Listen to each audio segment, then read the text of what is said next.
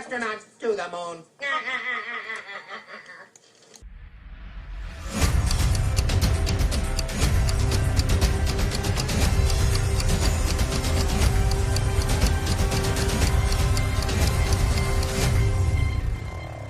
Ten, 9, ignition sequence start. 6, 5, 4, 3, 2. Not to get off track here, but I feel like we're in the Truman Show, and we're in a snow globe, and they just shook it up. Welcome to reality.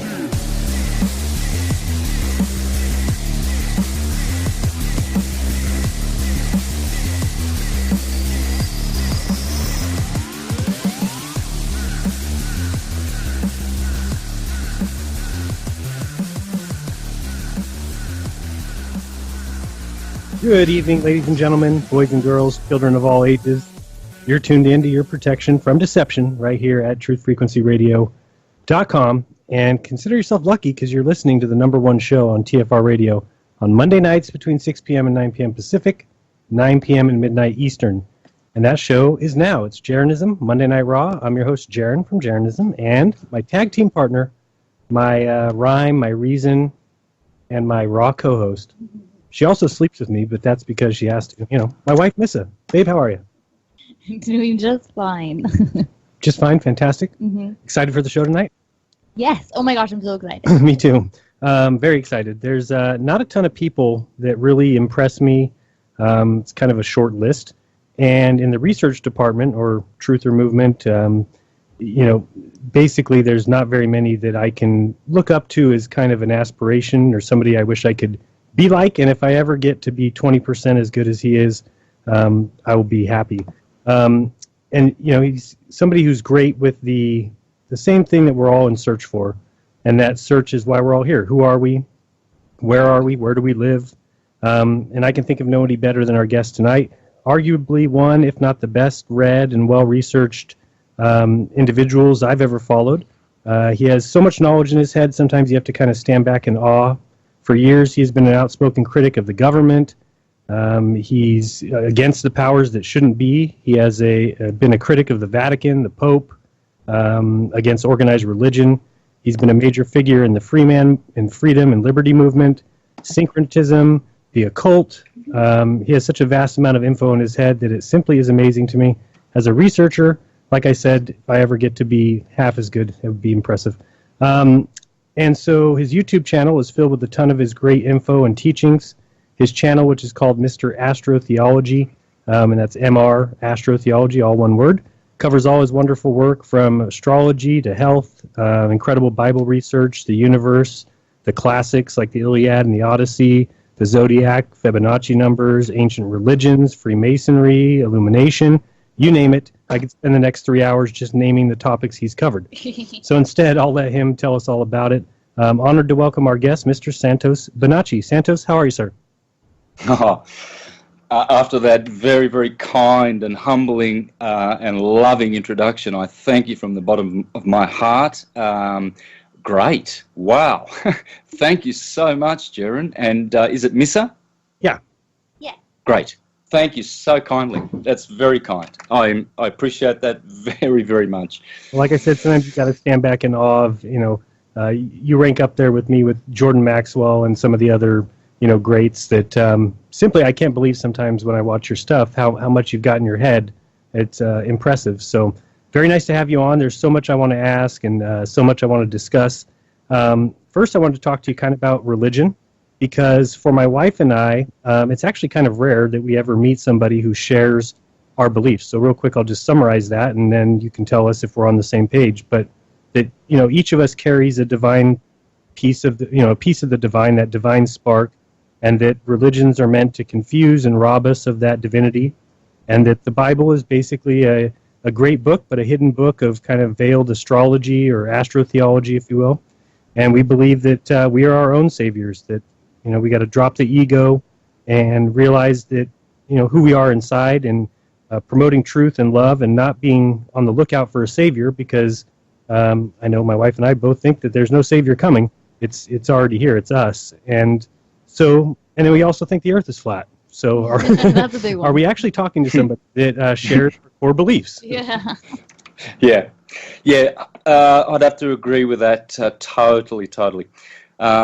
That's essentially what syncretism teaches. It's showing how to sync things up. You see, we're looking for how to divide. Mm-hmm. And that's the modus operandi of good old Rome, London, DC, and that gang of corporate thieves that have stolen really all of our, over the last couple hundred years at least anyway, since Copernicus, they've stolen our true cosmologies and, understandings and knowings of our place in the universe and how it works. And we all understood that the creation is produced by light, and light is energy. And how that energy manifests is how and how good we can interpret the manifestation of that energy grants us more consciousness and more ability and more divinity. And so understanding the nature of light, God is light, source light, we will really just expand our consciousness. So the Saviour is in the light, and the light is in knowing and intelligence. There's nothing more virtuous than intelligence, wisdom and love. That's the Trinity, the Holy Trinity. But intelligence has been forsaken due to the false prophets that have put themselves in the place of teachers and are dumbing down the people deliberately. So essentially what I'm doing, Jeran, is I'm just helping people to see the beautiful, beautiful wisdom that we had from the ancients. It was syncretic, it was unifying, and it was permeated the whole universe, and then came what I call the infestation of the demons. Those who fell from on high. Now, we all fell. If you understand the science of light, there are two realms of existence. The transcendental, what we call the metaphysical, hyperdimensional, whatever you want to call it, counter space. And then there's the dimensional, the spatial and temporal world that we live in. You see? And so we actually come from the causal world of cause is one, effect is two. Let's just get down to simple things. So in this world of effect, polarity, duality, etc., dimension, time, it's a temporal place. Time is Chronos, Chronos is Saturn, Saturn is Satan. It's the world of Satan. Mm-hmm. And it's a poor reflection. It's the Malkuth of the Kether in Kabbalah. So it's the worldly Jerusalem as opposed to the spiritual Jerusalem. So in this world here, yes, we are conditioned. And the rulers of the world that have taken on the role of demons, basically in Bhagavad Gita, there's two types of individuals in creation. Demigods, us, the ones going up, the Elohim, and then there's the Nephilim, the fallen ones. To fall means, well, you fell from that beautiful place. You wanted to, experience the world of matter, the red and the blue, the red shift and the blue shift, the red pill, the blue pill. And so you wanted to taste matter, red is fire, blue is water. And the world, these are the two active agents of the universe. And so if we want to participate in that lower transverse wave world, well, we're fallen. So we know we're fallen. But the thing is, there are three conditions. There's hell, there's purgatory, and paradise. And we can choose to live in either one of those. Doesn't matter where you live, whether you live on the plane of the earth or the seven subterranean hellish or heavenly planets according to Srimad Bhagavatam, you will still be in a temporal condition of suffering. And so what the holy science is helping us to do, to syncretize things and to unify. So we can live in the world of unity, in duality, as Pythagoras called it. So are you a big fan of Walter Russell? Because I noticed a lot of what you just talked about with the light and stuff. That's what he, a lot of his research showed me. Yeah, massive, massive. If it wasn't for Walter Russell, who I discovered, say, about 2008-9, I wouldn't understand the nature of light and energy. And I do now, and I can confidently say that I have mastered most of the principles of light, and that's grace to Walter Russell, and in particular, an individual who is really, really teaching the science of magnetism and explaining it like no other in history, Ken Wheeler. Have you discovered Ken Wheeler? Yeah, absolutely. Really great guy. He's he explains things a little over my head sometimes. You got to watch his videos, 2 or 3 times. But I have not heard anybody with better knowledge, especially with magnetism, than him. No, there's never been anyone. He's standing on the shoulders of greats like Tesla and Maxwell and Faraday and all the guys that he acknowledges. But he has the advantage of being able to show his explain magnetism, not describe it, with modern technology. And so you can see clearly the principles of the universe. And what a better subject to talk about than that? How about we talk about energy and the 3 principles of the universe? Jaron, how would you like that? Yeah, that sounds great. Absolutely. And I was going to ask you real quick about Ken Wheeler, just something we've noticed, how important it is to be a teacher like he is, the way that he shows it, the way that he explains it, because, we grew up in schools and public schooling where you basically had a teacher that the extent of her knowledge was reading out of a book. And as a student, you just have to answer a test. You just get the knowledge, you write it down, and it really dumbs down the entire population because all you're doing is just you're a repeater. You're taught to be a repeater. You're taught everything's already been discovered. Every scientific fact has already been explored. And it really kind of puts you in that doldrum, that shitty mood, because there's, why would I even try? There's nothing left. I don't, So I just think it's really important to find people like Wheeler. For me, I never really could understand what a polymath was until reading a lot of Walter Russell stuff. And, that's why I was able to understand what that means when somebody just, gets it, And when it kind of sounds like a no-brainer, but when the teacher actually fully understands what they're talking about, then the students will actually be able to understand too. I know it sounds kind of dumb, but it's true. Yeah. Absolutely. Yeah. Yep. The teachers are turning up. They're turning up in full force. It's great to see, and I think it's a great time to be alive and to be conscious and to be intelligent. The intelligent ones are paying attention. That's all they're doing. There's nothing exceptional about understanding to the level that Ken Wheeler does. And he even says that. He says, look, I feel like a dumbass myself, so how ignorant is the world if they can't see the things I can see? And so clearly we have someone who can explain what light is, which has never been the case before, even with the likes of Faraday and Maxwell. Why so? Well, because most of these guys have been pointing to the electromagnetic aspect of light. Mm-hmm. And so that's fine because it's electromagnetic. Okay, that's the wave component. But see, herein lies the problem. They are quantum thinking. They're looking for quantities. So they believe in what Walter Russell called a ghost or a phantasma, the particle. Photons, they believe that these are traveling particles. And so, as Einstein said, we cannot explain the universe with the particle model or the wave model separately, but together we can, and yet we can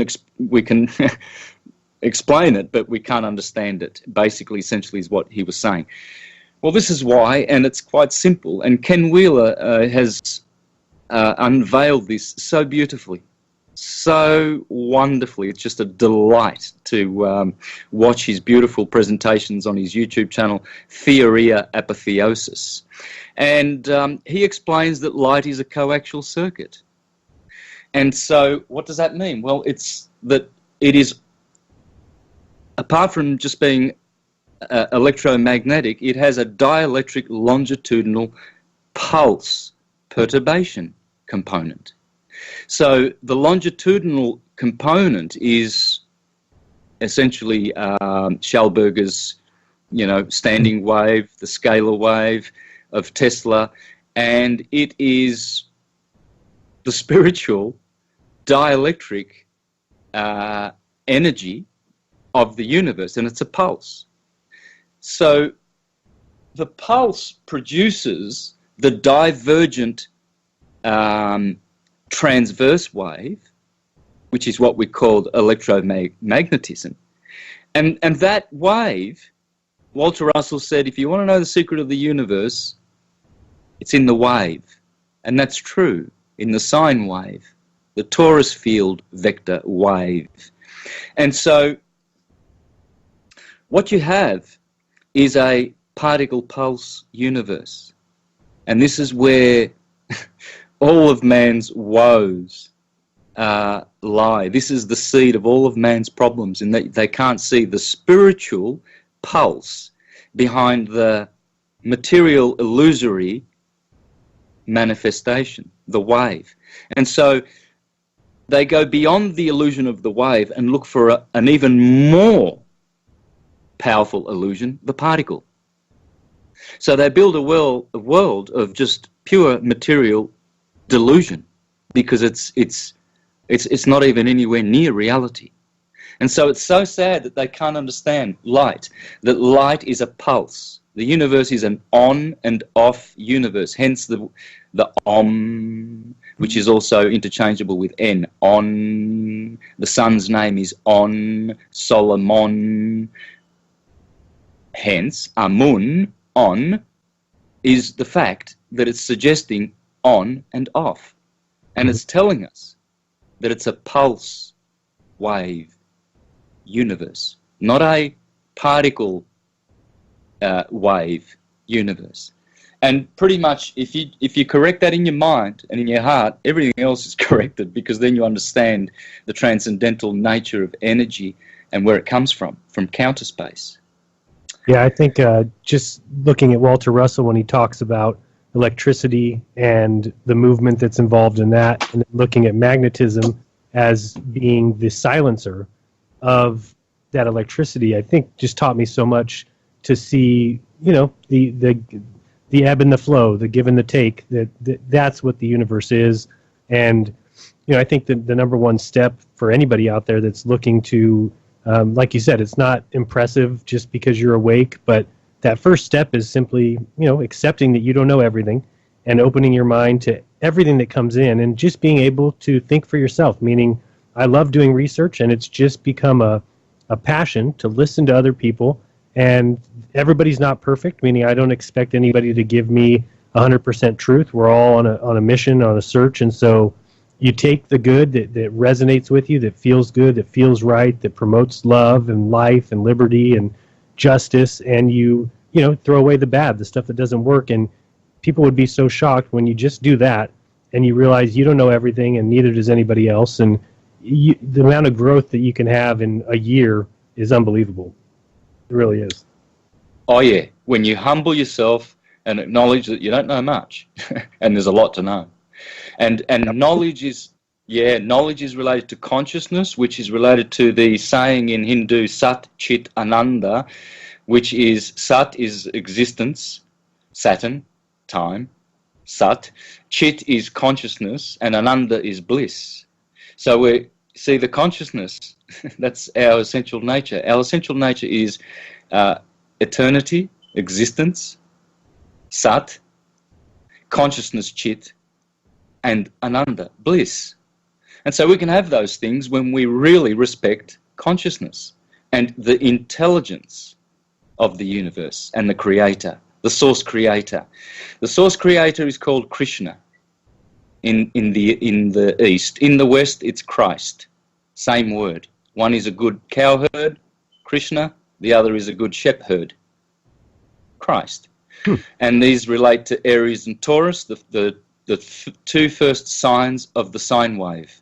Aries is always first. March the 21st, Aries. Second sign is always Taurus, the two horned animals. Those horns depict the spirographic energy of the Lord, which is dielectric light,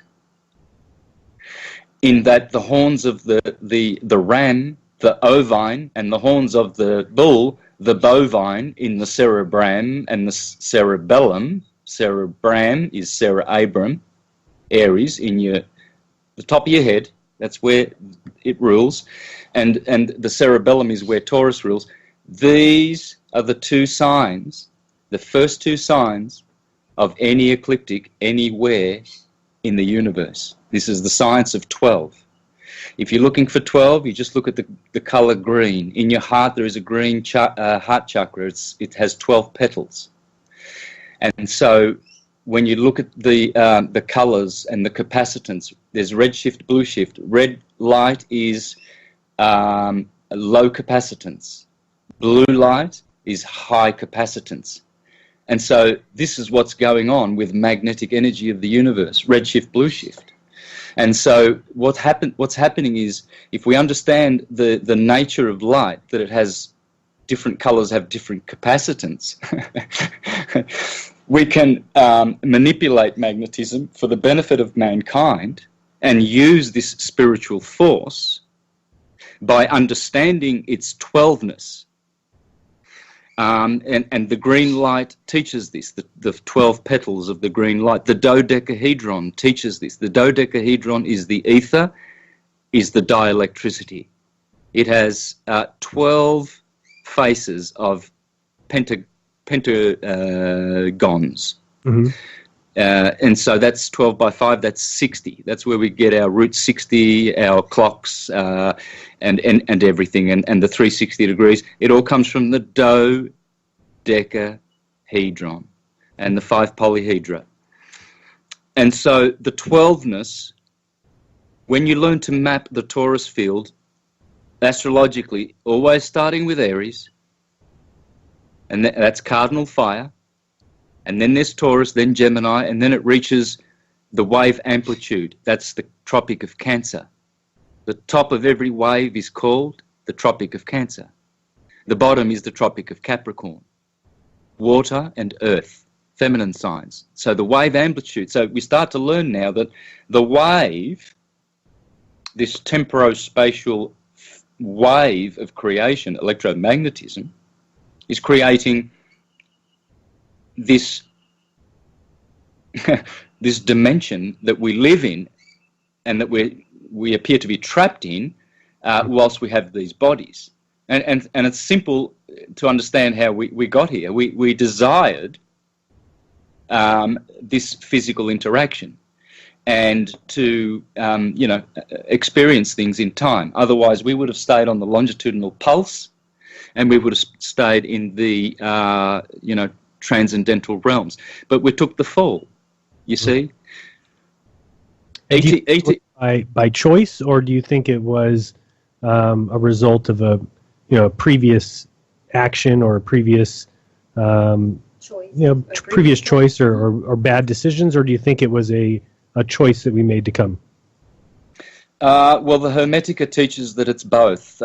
Some have been sent here as like a punishment, and others chose to come here to help others to get out of the cave that Adam and Eve were put into. A cave, like Plato's Republic cave. And so the ones who see the light and see the true forms outside go back to tell their friends, look, do you realize that there's a whole other world out there, and there's lots of colour and dimension? We've just been hanging out in a cave. This is like a shadow. And they try to kill him. You see, all the prophets that God sends, according to the Hebrews in the Jewish mythology, they were all stoned, weren't they? Yeah. Yeshua gets crucified. Yeah. So what we're seeing is that, as Plato said, hard and laborious it is to find the true knowledge of the true science of light. and difficult and dangerous it is to publicise it. So you will know in your heart whether you've been sent here or whether you came by choice. And so this will indicate whether you're a demigod or a demon. Demons are anything, any entity, person, individual, egregore, ghost, energy form, emotion form, thought form that is self-serving. That's right. it. They're the ones you see in every newscast that can't cry. The ones who will go ahead with hoaxes and false flags. And they can mimic emotion, but they don't have any real one. No, there's nothing real there. I was wondering, have you heard or looked into, or maybe you follow Michael Tellinger and his recent, falling into the flat Earth? Have you seen that? Oh, yeah, of course, yeah. You see, all the intelligent ones are using their own minds. They're leaving the herd mind behind of academia and mainstream, and they've got courage. So they're thinking for themselves. Good on you, Michael. Pat on the back and a cigar. Yeah, I just love his work. And, he comes right out and just says, even somebody who's got a globe as their logo, and, it's just so big for him because he saw that the ideas of the physical manifestations of shape and matter and the magnetic fields, that they're all toroidal shapes, and that fits in better than anything he's ever seen. So, he was able to just say, no, this makes more sense. Over here we've got liars and people that are promoting something that isn't true. But we got our first speak here, Santos. I don't understand why when I needed you both the most, you would leave me. My dear child, we love you and would never leave you. When you see one set of prints, that's because it wasn't on a Monday. Need a friendly voice? Call Grandma. But if you need truth at all costs, then join us for a threesome. Ooh. Mondays 7 to 10 p.m. Pacific, only on truthfrequencyradio.com. You're listening to the Truth Frequency Radio Network. No hate, no hype, no fear.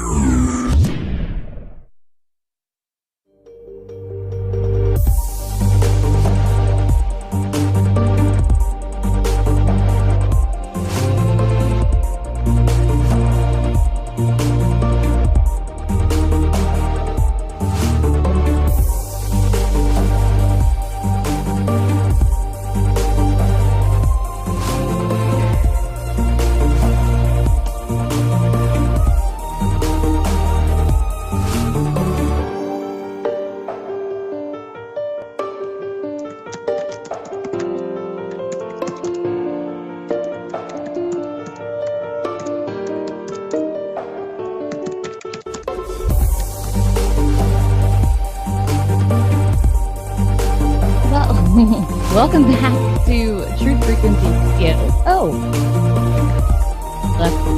I'll talk. Listening to Monday Night Raw, and we have our special guest, Santos Bonacci, with us. And Santos, before we get going with more incredible knowledge that you have, I wanted to just ask you a couple, if you don't mind, personal questions. They're not really specific other than I just wanted to hear, and I think a lot of our listeners would probably want to know too, a little bit about your upbringing, what you maybe what you were raised under, or whatever, just kind of a history of where you came from. Because from just surface, it's like you appeared out of the sky, out of heaven. Yeah. Well, look, I had a really sort of a normal, if you could call it that, upbringing. Went to a state school in the country, northeast Victoria, Australia, born in 1963. The only things that stood out was the fact that I was bilingual, and hence, well, in those days, the ethnicity of the individual was something, to be pointed at. And so I remember being different for being Italian, and also different for being a Jehovah's Witness. Although I was baptized a Catholic when I was about 2, shortly thereafter my parents became Jehovah's Witnesses. So I did that growing up, and then, of course, rebelled in my early teens. I was very mature as a 13, 14-year-old, and I just wanted nothing to do with it. But then, funny enough, in my latter teens, 19, 20, I wanted to turn around and be spiritual and go back to serving Jehovah, quote unquote. So I did for a couple of decades, and I was very zealous.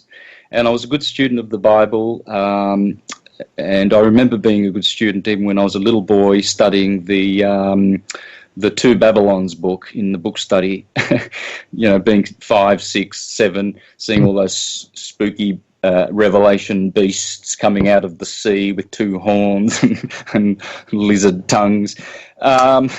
So I was theological, linguistic, and musical. Started playing the guitar at the age of, 8 or 9. And had a telescope when I was about that old too, so loved the skies and the stars. So nothing really has changed. I'm still doing languages. I speak to a different degree and level of expertise, 7 different languages, and I play a couple of instruments musically. So I've always loved languages and music. I've loved history. I've always studied history. When I was first baptized as a Jehovah's Witness in 1982. I think I was, it was 84. Sorry about that. Around those years, I started studying a lot of esoteric books. I just couldn't keep away from it. Although I was warned I shouldn't be because they're from the devil, I continued to read things like Reen Norbergen's Secret of the Lost Races. That really shook me to learn about, pre-flood, super civilized world and all the oop parts that we've found, historians find, and then suddenly they're found, boxed up and wrapped up in the back of museums, and we don't talk about them. Yes, it's got plenty of that stuff, huh? As far as the 7 languages, Santos, is English the strangest, I guess, language, or do you think it's maybe because you grew up with it, but from everything I've seen, it certainly looks like it's a coded language. Do you see that in other languages as well, or is English kind of separate, set aside for that reason? Oh, English is special beyond description. I could talk for hours about how special Anglish, Angelish is. It's a language of angels, of angels. It is 100% pure atomic language. Now, I have already revealed that we do have all is atum, as the Egyptians said. Hence, everything is atomic. You have an anatomy. We study words. We call it etymology, another way of saying atomology. Sound, it's all tom-toms.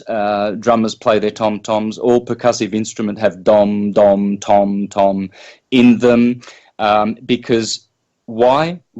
Because all is atum. And so English is an atomic language. Hebrew is atomic. Sanskrit is atomic. None of those languages precede any other language. They are all atomic. I'm going to release in the next few weeks. Finally, I will. I've been saying this for about 1.5 years now, and people can attest to that. I've said it so many times. I'm going to release a 400-page presentation full of all is atum, proving beyond a doubt that there is nothing in the universe going on other than atum. And essentially what that is the dielectric, the magnetic, and the electric trinity of the Godhead.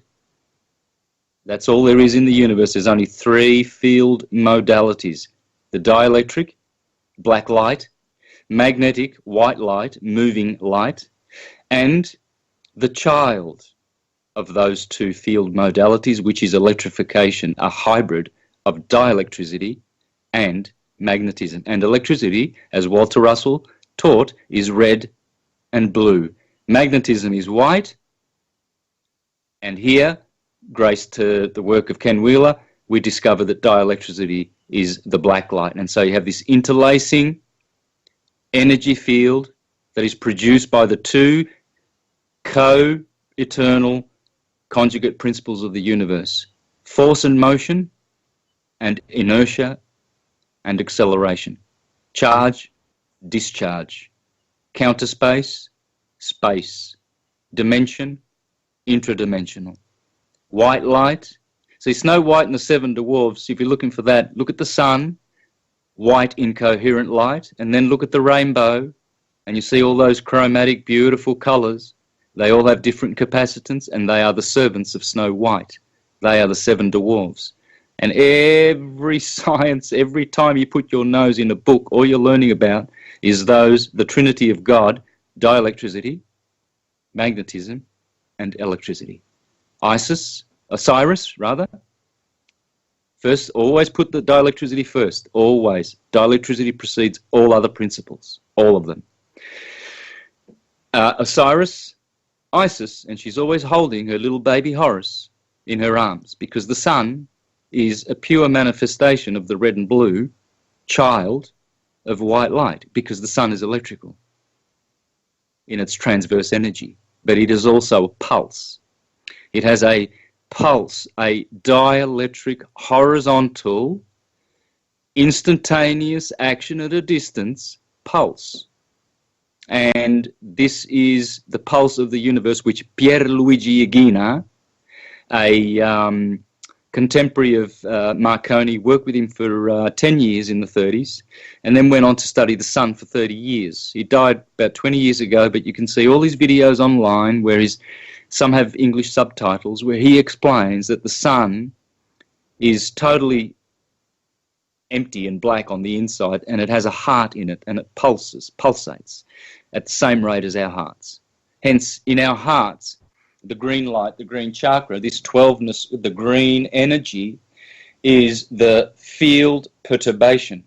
This is the center of our torus field. It is the core of our apple of Apollo, which is the torus field which surrounds our bodies. That's the apple that Eve ate to partake of duality and to live in the world of the sine wave, or the sin of Eve. Mm-hmm. Yeah, really awesome. And you talked earlier about the number 7, and I mean that number's found everywhere, isn't it? Yeah, it's the most loved of all the numbers of the Lord. The Elohim are 7.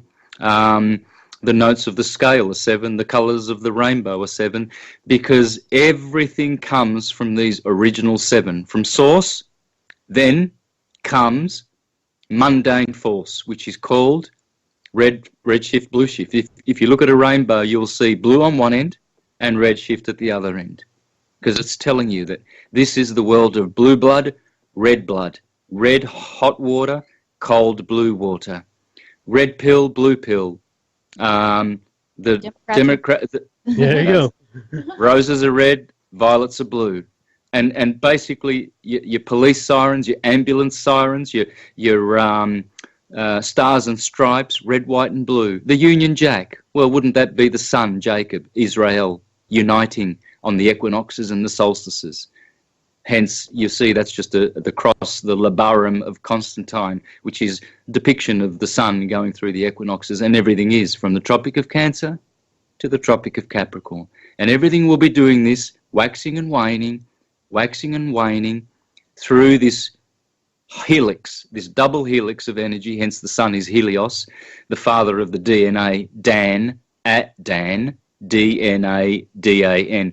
See, and it's also an anagram for AND, and andros, man. See, Dan is Adan in Spanish. That's how you say Adam. And in Japanese, Dan means man. Dansei, D-A-N-S-E-I, Dan-sei. Well, that's the Dan of the DNA of Andrew, the man, andros.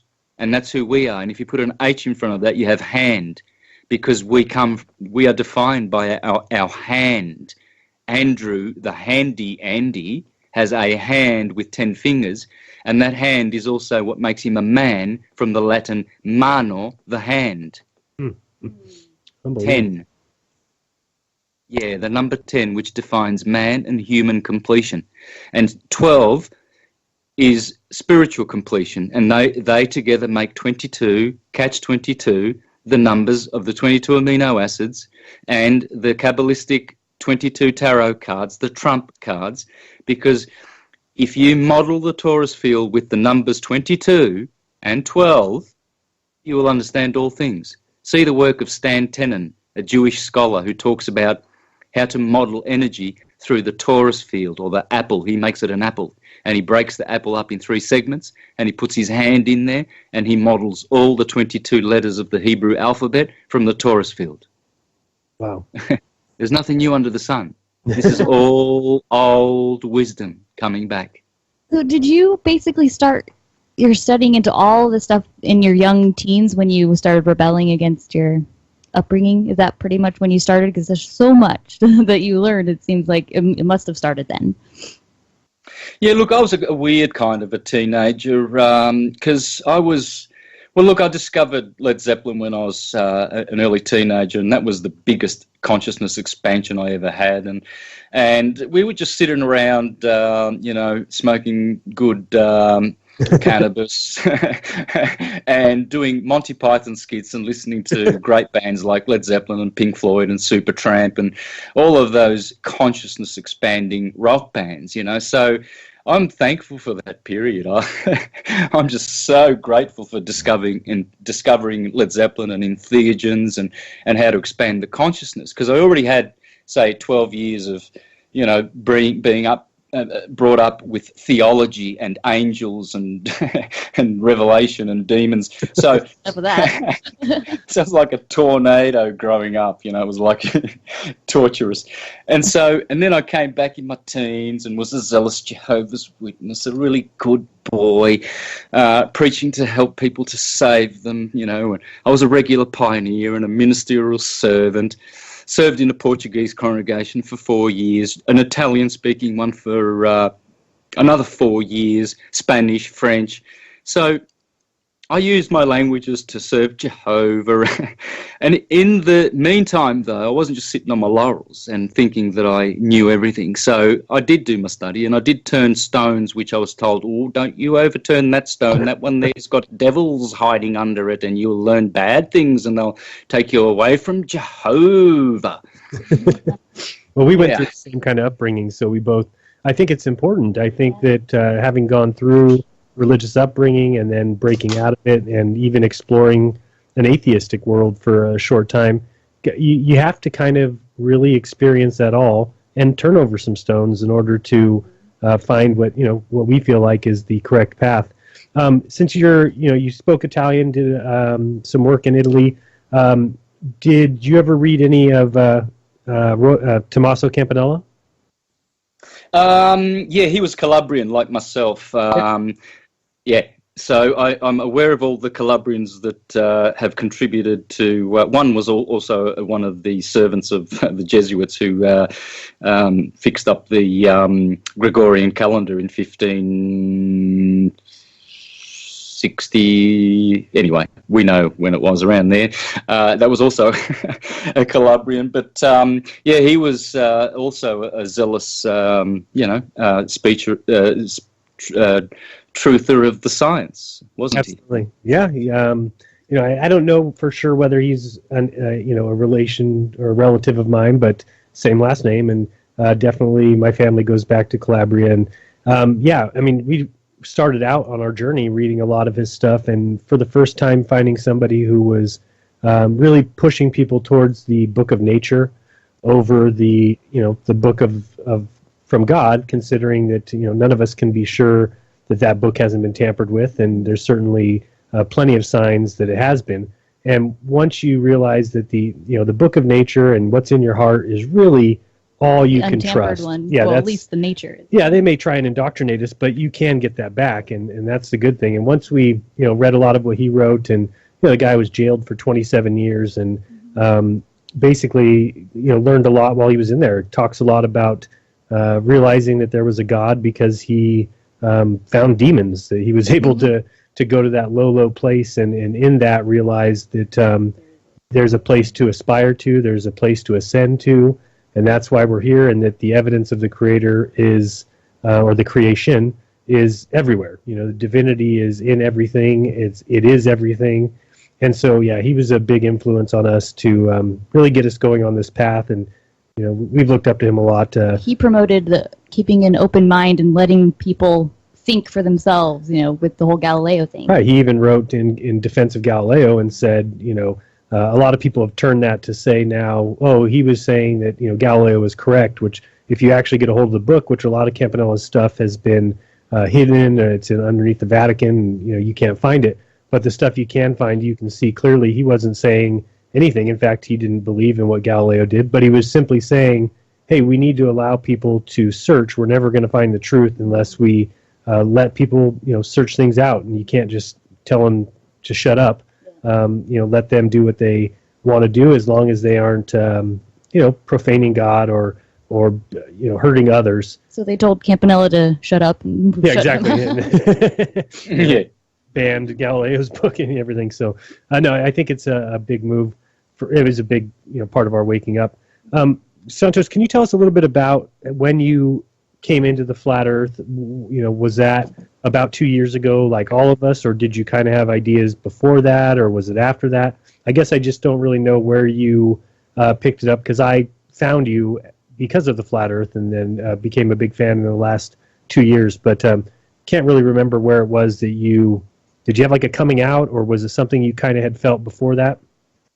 Yeah, I did. I came out in the start of 2015 with an article on the analema, a note which I published in March Aries of 2015, dealing with the analema and showing how the analema clearly shows that the sun is circling above the head, and it does a big loop at the Tropic of Capricorn, closer to the Earth, and a smaller circle in a vortex shape at the top, higher up and further away from the Earth at the Tropic of Cancer. And then I did a couple of shows, one with on the higher side chats with a young, oh my God, I hope I don't forget his name, poor brother, because I love him so much. Anyway, I did a show on there and came out with it around June. And then in August, I did that little stint, 7 weeks on the inside, where the bar people had their way with me for 7 weeks and locked me up in a cage. Yep. And then after that, I realised, okay, well, I had a lot of time to think, and I thought, no, I'm not going to play around with truth. People are looking to me for truth because I'm saying that I'm a truther, and I'm saying that I love truth more than anything else. Mm-hmm. So I already know that we live on a disc, horizontal level plane, and I came out and did a few shows, but I thought, no, I'm going to give it everything from now on, because I realised then how important the deception of the globe, which converts into the religion of globalism, the one world economy of globalism, of the black nobility Jesuits, and the one world religion and government, world governance, New World Order, which all depends on a false idol called the globe, which I call the Santa Ball. And the people who teach this nonsense, these Jesuit Copernicans, are the cult of Santa Ball. And that's how they'll go down in history. Santos, Bonacci and the cult of Santa Ball will be synonymous forever. And I will be the prophet sent from who knows where.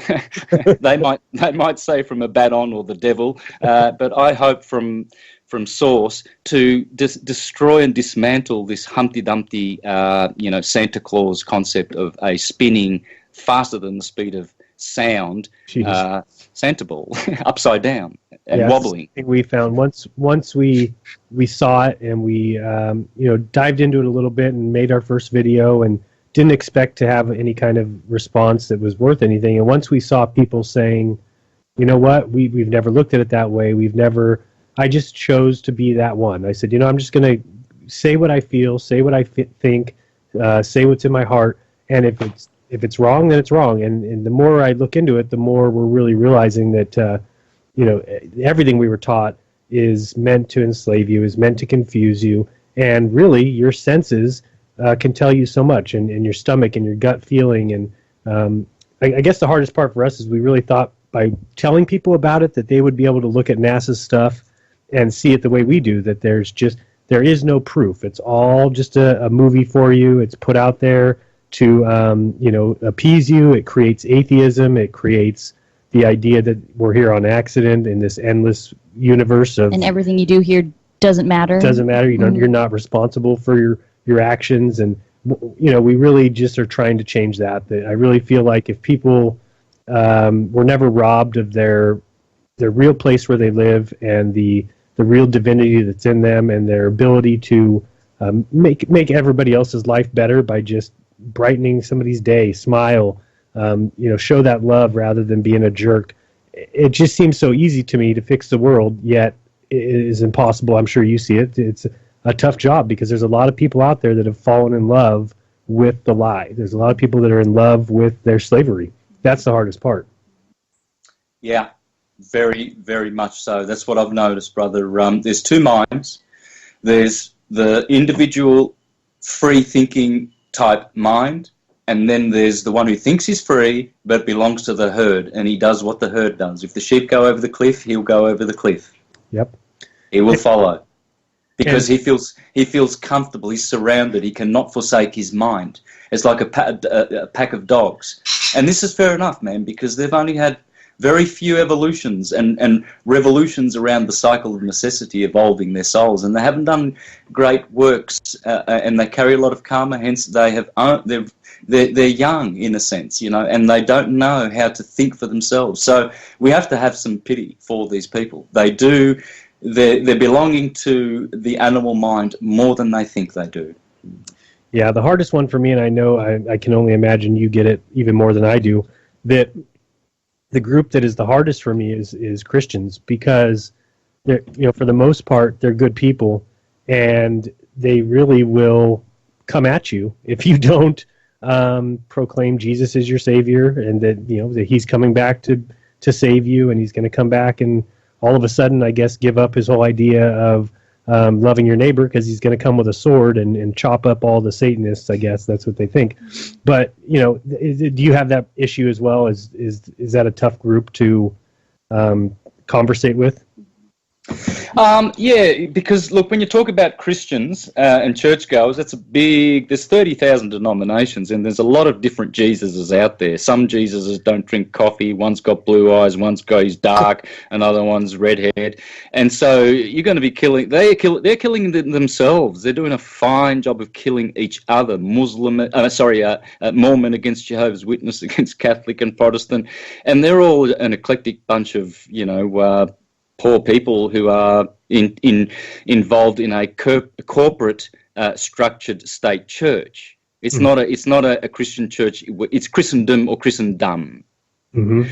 Okay, and so essentially they are they've been reduced. It's reductionism. What you do is you reduce the holy writings to something literal. So now Jesus, came in the flesh 2,000 years ago, and He's coming again. Watch out, there He is in the skies. Look, there He is. And so you've got all these false alarms. He came in 1963, but then He didn't, and so they committed suicide, and everyone's waiting for a literal return. Well, the Christ that returns, if you know the ecliptic and you know the astrological ages, Aries is followed by Pisces, is followed by Aquarius. We were in the age of Pisces, ruler thereof being Jupiter, Zeus. Well, hold that thought because we're going to go to break, and that gets into a good subject. I wanted to kind of get into that and the whole idea of astrotheology and Catholicism, and then also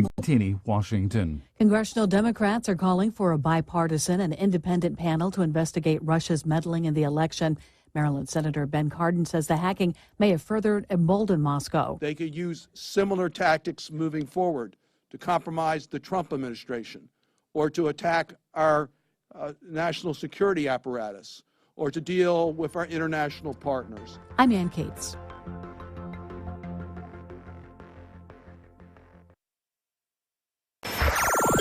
Wherever you are, make it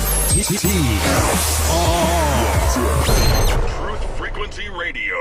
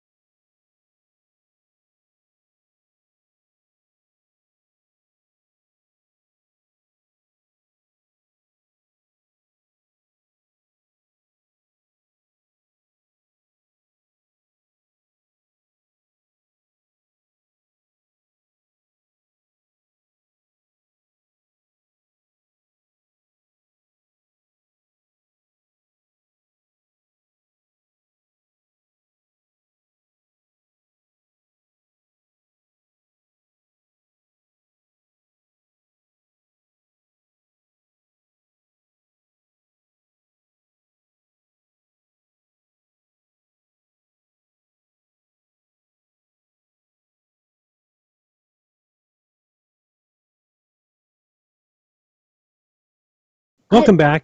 I was gonna come We jumped on each other there. Go ahead. I was just going to say, I love that song. I know, me too. I wanted just to keep going. Good song. We're back. It's Monday Night Raw. We're talking to Santos Bonacci, and everybody in the chat room thought this was taped, and we were deceiving them. One thing actually says, this is not live, gang. We are being deceived on Truth Frequency Radio. Well, I said, no, this is live. I just wasn't looking at the chat. And if we weren't live, we wouldn't be able to be reading that right now. That's true, but maybe we are. Maybe we just we pre-taped this, and I knew what they were going to be typing. Or we just cut in real quick and put this in, and then... It will be out. We're going to bounce here in a second. There was a question for you, Santos, from the chat group. Somebody asked, why do you think it's a disc? So I'll let you go ahead and explain that, and then we can get into a little of the religious stuff we were talking about.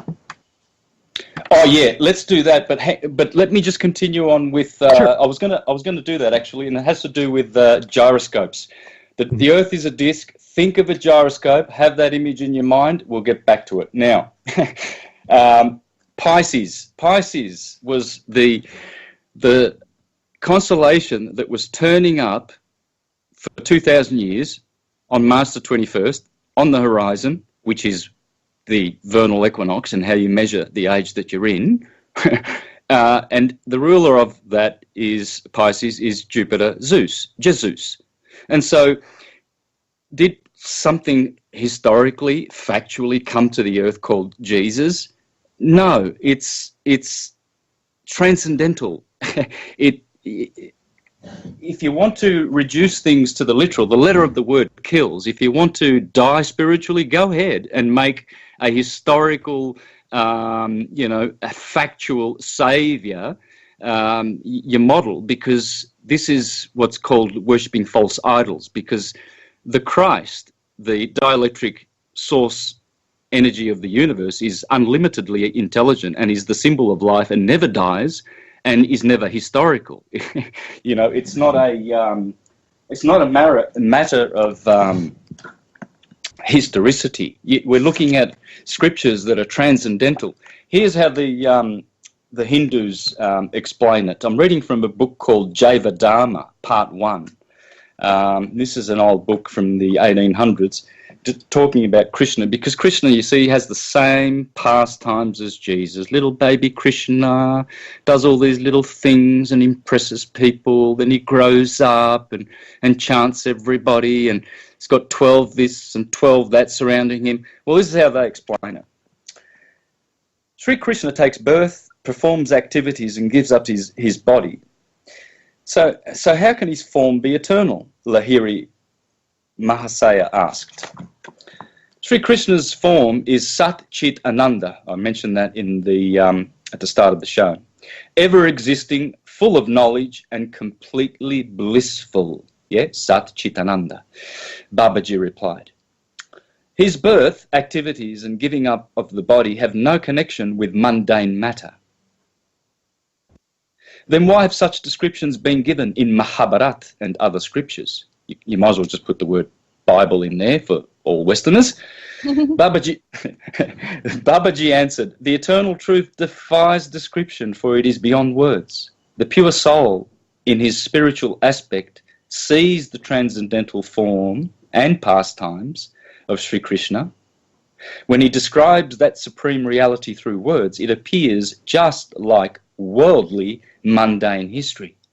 Those who are capable of extracting the essence from scriptures, like the Mahabharata, experience Krishna's pastimes in a specific way. However, when people of mundane intelligence hear these descriptions, they interpret them in different ways. So basically he's saying there's a time-space way of interpreting the scriptures, and there's an atemporal, unconditioned way, which is the one that will benefit you eternally and not temporally. Just like, doing weightlifting and exercising the body so you can have a beautiful body is only temporal. If you stop doing it after 6 weeks, you're going back to flaccid Fred. With that beer gut and all of those flaccidy bits. You've got to maintain it, don't you? So this is why, the mythological Jesus, the eternal wisdom of the perennial philosophy says, do not store your treasures on earth where rust and moth destroy. store them in heaven where neither moth nor rust can consume, and they are eternal, because that is the atemporal world where we come from, you know. And so we're headed back there. We can't. The only way we can not get back there is if we decide to be demons, and basically love the ignorance and the darkness more, and the lie, and live for the lie. That's the only way you could possibly escape being unconditioned and eternal one day. It's a deliberate choice, you know. But let's go to the gyroscopes. Then I'll explain to you how our universe is. And as for the churchgoers who want the flat earth disc so that it makes God so important now because we're the center of his creation, well, that's only half true. It's true, but it's so dangerously half true because, you know, in Bhagavad Gita, which precedes the Bible, you could say, if you want to look at it historically by a few thousand years, says that Brahma creates many universes like this, and essentially they are just torus fields, okay? So our solar system is one universe, okay? And it's a torus field, and the shape of it is like an egg, the golden eggs of mythology, or like a pine cone. The top bit is narrower, so it's 1, and the bottom bit will be phi, 1.618. And these torus fields, our solar system is such a torus field. The center of it is the dielectric plane of the disk of the Earth, just like a gyroscope, except that the accretion disk is not spinning. Everything else is. The vortex around us is. Why do I know? Well, because of what's called gyromagnetic precession. Okay? Every atom, every torus field precesses. So the 25,920 year long Platonic year or precessional year is actually inbuilt into all atomic structure. And so Ken Wheeler would call the torus field, he calls it with 4 words to describe it or explain it. I would say define it properly. And that is reciprocating precessional hyperboloid torus. So the reciprocating means that the dielectric and magnetic convergent and divergent centrifugal and centripetal lines are always interlacing and field pressure mediating, okay, and self-conjugating, a la Dan Winter. So what you have now is the dielectric inertia is seeking motion, and so it goes out in 2 directions, and that is Adam and Eve, or atom and even, odd and even, because odd numbers are masculine, even numbers are feminine. So when the unit, God force, dielectricity, wishes to think and create the electrical illusory world of red and blue, well then it moves, motion. So mag in Sanskrit means to move, magnetism, magnitude, magnificence. It's all the energy of movement. Magnetism is motion, to move. And she, the Queen of Heaven, Radharani, because I see that as a feminine force, the pure white light of the Virgin Mary of the heavens, Radharani, whatever you want to call Isis. And I see the black as masculine because it is resting light. It does not move. It seeks to rest. And these are the co-eternal principles of rest and motion, action and reaction, chaos and order. And so the center of this torus field, massive torus field, the egg of the solar system, has 10 rings around it. So we're living inside a sphere, or 10 spheres, and they are the 10 Sephiroth of the Kabbalistic, from Kether to Malkuth. And in the center you have Tifereth, which is, Tifereth is in the heart, and that is the Christ in the heart. And so what you have now is this 10 spheres surrounding us, and the 8th sphere is the firmament. The 7 below the firmament are Saturn, Jupiter, Mars, Sun, Venus, Mercury, Moon, in that order. So they are 7 principalities, 7 realms, called the heavenly planets in Bhagavad Gita. And in astrology, they are just the 7 planets, okay? They correspond to the 7 colors of the rainbow, the 7 everything else, okay? And so the octave is Uranus. Uranus is the heavens, it's the firmament, it's the starry heavens, as opposed to the 7 wandering stars, which are those that I've just mentioned. Okay? Then after that is the crystalline sea, the 9th sphere. Neptune is in that. Poseidon, the god of the underworld or the waters. And then after that is the primum mobile, the first motion, the first sphere. And so what you're looking at when you're looking up to the sky and you see that the dome of the 8th sphere of Uranus, the stars are moving, and then if you remember that it's a reciprocating precessional movement, energy cannot just reciprocate. It has to precess. Like a top. When you spin a top, you'll see that eventually as it slows down, it precesses in the other direction. That's precession.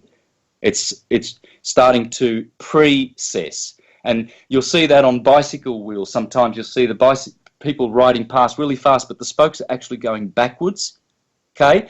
That's how torus fields work. They precess. And our massive Earth disk surrounded by this torus field is precessing every 25,000 years. Okay? So basically we monitor that cycle by putting up pyramids and stone megaliths to study when those cycles will come around and go around. And essentially that's what the Sphinx is looking at. It's looking at, the lion part of the Sphinx and the Aquarian man part of the Sphinx, hence the axis of Leo Aquarius, which we're now in now, the age of Aquarius, the vernal equinox, and the autumnal ones in Leo. So we're actually back in Leo. The Sphinx is now been, validified, and he's now, completed his precessional cycle. Yeah, and getting on that subject, with people who are asking about how you discovered it to be a disc, and you were talking about the idea of the gyroscope and how it applies to everything. Do you think that that's the best physical proof that there is? It's just the gyroscope in and of itself? Well, it's a good image. It's much more accurate than the ball. You've got to give the scientists, I guess, a pat on the back, but no cigar for believing that we live on a convex ball. Because, it's probably just their perspective. And the Jesuits knew back in 43 when they funded 1543 Copernicus. 2 years prior to that, the Farnese family and the Borgia family, black Venetian nobility families, founded the Jesuits. Because of the age of exploration, they realized that they had to globalize the earth in order to trap man in a global prison, not thinking that there are better lands beyond Antarctica and the Arctic Circle, where I believe is where a blue shift is happening and red shift is happening at Antarctica, because the North Pole is really the South Pole, according to Ken Wheeler, and right. Hence it's much, much healthier to live in the Garden of Eden at Mount Meru at the North Pole. And so they don't want you to know that beyond the 81st parallel, you can still live right up until what they call the North Pole. Right. There's beautiful, prosperous lands and good people there, Nordic peoples. Yeah. And that's where we come from. They just cover it with ice and call it Greenland and tell us that nothing's going on there. Do you think that there is more land beyond the South, and is that something that you think is a good possibility? We certainly are going to find out. There's definitely a lot of maps now coming out that show that there's more beyond that short, smaller dome section, and then there's other gateways to get to the other lands. In fact, if you look at a contemporary of Admiral Byrd, an Australian by the name of Sir Captain George Hubert Wilkins, he was from Tasmania, Australia, and he actually went, according to his writings, 5,000 miles beyond the South Pole, and found beautiful fertile lands and beautiful countries. Yep. So he described them, and he was a contemporary of Admiral Byrd, who did the same in both quote unquote hemispheres. Mm-hmm. Did you ever read into or look into the idea of the Iron Republic? and the book that was written, well, it was actually an article in a magazine in 1903 in a Florida magazine. Yeah, it was a series. And, when I read it, it really does have so much truth in it because it's, written in 1903 and it's talking about futuristic items, things that we all have now, radios and portable cell phones. These things are being described, mass transit, all those things are in that book because he went down south and they found a channel that had opened up through the ice wall, got to the other side, sailed for 3 or 4 months and ended up at a place called Iron Republic. And a really interesting story that they met these people and they said, well, they said, oh, you're from America, we know where that's at. They said, why have you never come and told us? And they said, well, why would we? That, you guys are still into war, still into fighting. We don't believe in races and we don't believe in classes. And it's a great story. And at first I said, well, this must be just a story. Well, I went looking for the original magazine, and sure enough, you cannot find a single copy of any Florida magazine anywhere. eBay, it's all been taken out of commission. So that just, always leads me to think something's up there. And when you read the book, it just is written by somebody who is telling the truth. And at the beginning, he's talking about when my story's done, science is going to have to face up to what they've done, and they're going to have to come out with the fact that the Earth is a plane. And by the end of the book, you can tell it's a different author. He's writing about the globe. He's writing about. The story gets almost cut off. Yeah, and it's then really told from interesting. A different point of view. And again, because I only have the PDF, I said, well, let's go look for the original book. I'll pay money for one. And yeah, like I said, you cannot find any of those magazines. There was a total of 44 volumes from 1900 to 1903. I've never found one for sale on eBay, and that's we're booksellers, so we know that pretty much anything you look for, you can eventually find on eBay. I've never seen one, so don't know if you've read that, but it's definitely an interesting and enlightening kind of read. And it's called Iron Republic by J.P. Ellington? Something like the Barrington. Barrington, that's right, J.P. Barrington. So don't know if you've read that.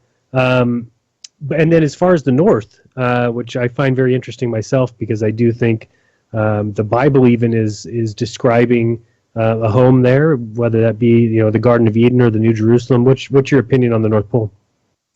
Oh, absolutely. It is because it's the tree Yggdrasil of the Nordics. It's the tree of everlasting life that God planted in the center of the garden. This is the garden. It is Bhumandala, a disc, as it says in Srimad Bhagavatam, Canto 5.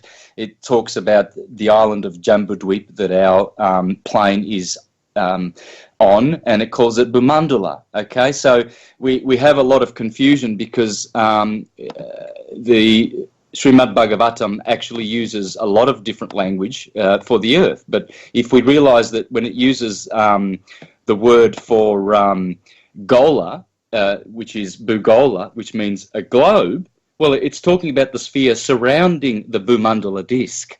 You see, we really need to study thoroughly and correctly and not superficially. People are looking for things that will confirm their prejudices already. So, this is how they research, and it's really superficial. It's sad to see, and they will be forever learning but never coming to an accurate knowledge of truth.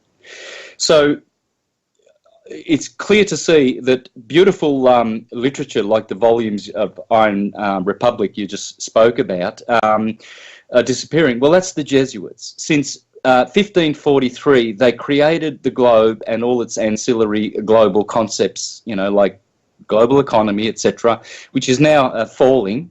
They've been exposed, and nationalism is coming back, which will defeat globalism for sure, all around the world. In Italy, France, they're going to be smashed, the globalists. So it's a good thing. Because why? Well, because look what happened in the last couple of years. Their false idol, has been so attacked that all the intelligent ones, all of them who have done their research, have gone flat, haven't they?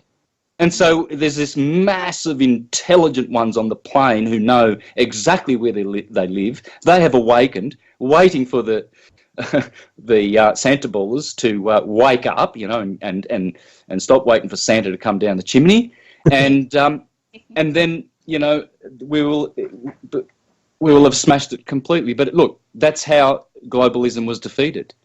Don't underestimate the power of this revelation of the flat disk Earth that has come upon us in the last couple of years to have destroyed globalism. It will destroy it. People will want nothing to do with this putrid, demonic, filthy teaching. And we will reject it. Listen, I want to, have we got, say, 4 or 5 minutes before the break? I want to read to you all the names of the Jesuits who have given us the Santa Ball. Yeah, please do. All right, this is the cult of Santa Ball, 1500s. The sponsors of Copernicus, Pietro Pomponazzi, Gasparo Contarini, Francesco Giorgi. Okay, these evil Jesuit black nobility agents, they started the Protestant Reformation. They started the Jesuits through Ignatius of Loyola. They were the protector of him. They started the Council of Trent, the most evil, disgusting council in the history of the Vatican, and the Counter-Reformation. These three individuals are responsible for Copernicus, globalism, the globe, and all of this bloodletting of the post-Renaissance beautiful Campanella, Marsilio Ficino, Giovanni Pico della Mirandola, and all of these great guys who gave us all the beautiful science that we have. And then came the Jesuits, and they kicked back with the Counter-Reformation, the Council of Trent, and just destroyed knowledge and introduced the globe. Then in the 1600s, you've got another 100 years of globalism, and then Galileo Galilei was funded by Paolo Sarpi and Fulgencio Micancio. And there's actually an English monk in here too, an English tormentor, a Dominican, who I forget his name now. I wish I had written it down, but he's to be put in with these guys, Sarpi and Micancio, who was Galileo Galilei's case officer. Okay, so that was all staged, the globe war against the flat Earth. Mm-hmm. And then it took another 70 years in the 1700s with Newton. They needed gravity. So it was about 200 years now that they'd been going, trying to get this globe and globalism off the ground because people were too intelligent. You know, in those days, the Renaissance and the age of exploration, people knew that you can't be upside down spinning and wobbling and rotating and all of this motion. People like Leonardo da Vinci hid these kind of truths in his paintings? Oh yeah, I can show you countless evidences to suggest that he knew the true science. Yeah, he was being very cautious because you can be ridiculed and lose your life. Lose your life, yeah, or be put in jail for 27 years just for going against what they wanted to teach. And that's what they did. They played both sides, too, by saying, you're not going to believe what the church says? Well, then we're going to start this science over here. You're going to believe us over there. We'll lie to you somehow. Yep. Then in the 1700s, the Newtonians were funded by, Newton was funded, Jesuit, by Abbot Antonio Conti and Juan Maria Ortiz, a Spanish. And they basically, founded the materialistic, quanta-based, the laws of Newton and materialism and utilitarianism. And they were the enemies of Gottfried Wilhelm Leibniz, who discovered calculus and was a true scientist. And they did everything to promote Newton with Descartes in France. And they needed France to go global and the ball, and they finally got their way, destroying Leibniz, who was the last enemy of pseudoscience, got Newton in, so they've got now, Kepler, all Jesuits, Copernicus, Galilei, Newton, and then after about 50 years or more, they consolidated everything and they got their globe in the early 1800s, really. And through dumbing down the Rothschilds infiltrating Freemasonry, or Masonry, I should say, and dumbing down through that American school and the Jesuits working together with the Jewish Freemasonics, basically just implanted this false idol of the globe and globalism.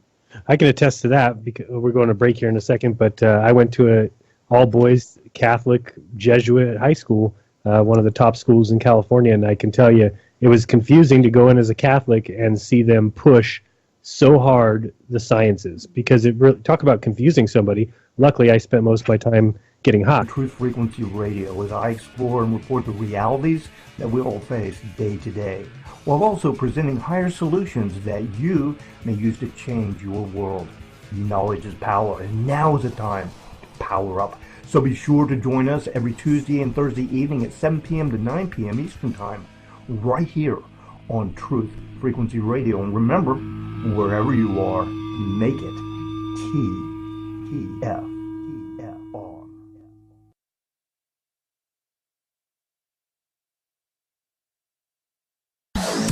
No hate, no hype, no fear. We are TFR, your protection from deception.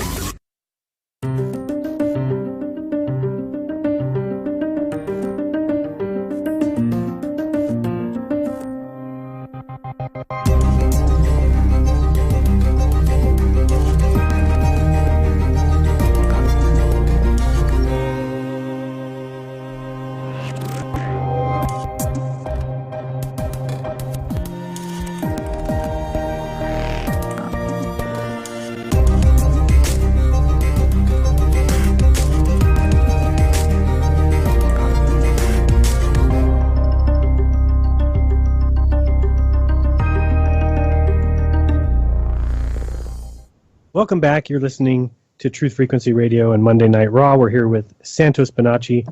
And Santos, can you just tell everybody real quick where they can find your stuff, your YouTube channel, your websites, and then got some questions for you after that. Yeah, Mr. Astrotheology, one word, MR Astrotheology. Mr. Astrotheology is the YouTube channel. That's where I've got all my stuff, and I'm going to be actually posting. I'm going to be starting a school now, teaching the holy science, astrology, and everything weekly through that channel. So subscribe, share, and stay close to that channel, because you're going to be learning some really amazing stuff about energy and light. And and my universaltruthschool.com is the website. Okay, Universal Truth School. Is that what you said? Yep, one word. Okay, awesome. I wanted to ask your opinion on the satanic, quote-unquote, satanic influence of the Catholic Church and the Vatican. And I've told this story before. The listeners might have heard it, but I'll just tell you real quick because it was a eye-opener for myself. When I was growing up, my mom was real into the church. She was the head of liturgy and music, and so I spent a lot of time as an altar boy and around the church. And there was one day I was kind of playing up around the altar, and I went underneath the altar and looked up, and I saw this little slide slot in the altar. And so I went and got a priest and said, "Will you tell me what this is?" and showed him what I was talking about. And he said, "Oh, that's the bone of a saint. That's a bone of a martyr. Every Catholic altar has a bone of a dead saint or martyr in it." I said, "Okay." I was probably 11 or 12 at the time. And it wasn't until about 5, 6, 7 years ago that I was listening to this girl, Savali, who is a Illuminati defector, and she was telling stories about these satanic rituals, these sacrifices that they used to do underneath the Vatican. And she said something that caught me. She said that they would chop up these babies' bones and then send them to all the new churches. And that right there was kind of eye-opening to me. I said, "Oh my goodness, what are the chances that we've got every Catholic church is worshiping over an altar that has a bone of a child that was sacrificed to Satan in it?" Crazy thought, but at the same time, those when you hear something one end and something that corroborates with something you heard way earlier in your life, it just really kind of opens your eyes. And with the whole world of satanic abuse and the idea of Pizzagate coming out within these last couple of weeks or months, what's your opinion on all that? And has your research shown you any of that to be as prevalent as some people think it is? Oh yeah, for sure, brother. I remember Zvali's revelations a few years back. That was really interesting. There was also the other guy, John Collins. He disappeared too. He was a defector from the Collins family. He revealed a lot of things like that. There was also Paul Bonacci, with the Franklin cover up there, where all of these things have come out. Pizzagate is much bigger than we can possibly fathom, and all of these buildings, these Freemasonic buildings that are put up, you can rest assured that there will be a baby victim's bones at the cornerstone, at the foundation of all of these buildings, or a live baby in the cement or in the walls, and several, if not just one. So you will find that people will be discovering this a lot more. They have already. They've, the tradition goes back, thousands of years. All empires have done this. They kill a victim and put his remains in the building to bless that building. This is demonic. Yep. It's not demigogic at all, or I should say, that's the wrong word, but it's not from the demigods. Demigods are always serving others and returning back to source. Okay, they are the heroes, who we are when we get on the path of truth, and then we are ostracized for doing so. Yeah, that's the truth, and you have no choice once you've woken up to it. I mean, you feel like you couldn't do a bad thing if you wanted to, but you would never want to. It's just and with the satanic ritual abuse, we did big work into the Hampstead case, interviewing the mother, and that one still bothers me because there's still so many people out there that call it a hoax, and they're poor researchers because the evidence is right in front of you. You just need to take 3 hours and watch the interviews with the children, and you'll know right away. But they are too worried about this hoax. Everything's a hoax, and they don't realize that they're contributing to the ritual slaughter and raping of children. That's more upsetting than anything to me. Oh, it is, and they call themselves truthers, and they stand up on their soapboxes, and yet they're denying more than half of the truth coming their way because they just haven't got the intelligence capacity to actually understand what truth is. They're so deluded, man. You go, oh man, they are so deluded, and it is, and they're hurting themselves, others, and everything. They're their own worst enemies. They're paving their beautiful road to hell, basically is what they're doing. So my question, though, would be about the satanic abuse, because I know you having kind of the same religious understanding as we have. What do you attribute that to? Is it their own personal demons that they are sacrificing these babies to, or do you believe in an actual the idea of Satan or an overpowering evil entity, or is it more of a confusion and a lack of understanding of true light and love? What do you attribute that to? Well, both 18th century occultist Helena Blavatsky and Thomas H. Burgoyne pointed to a sphere like a chakra, and everything has 7 chakras. Our body has 7 chakras. So all organisms, the earth has 7 chakras, okay? Mercury, moon, they all have their own system of 7. Okay, so the earth's animal chakra, that would be probably the solar plexus chakra, I'm thinking, because that's our animal mind. That's where we get our instinctive thinking from, okay?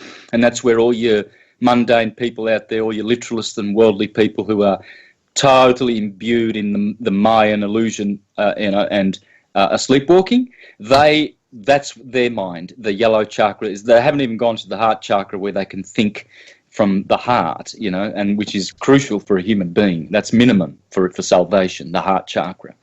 So this sphere is called the dark satellite.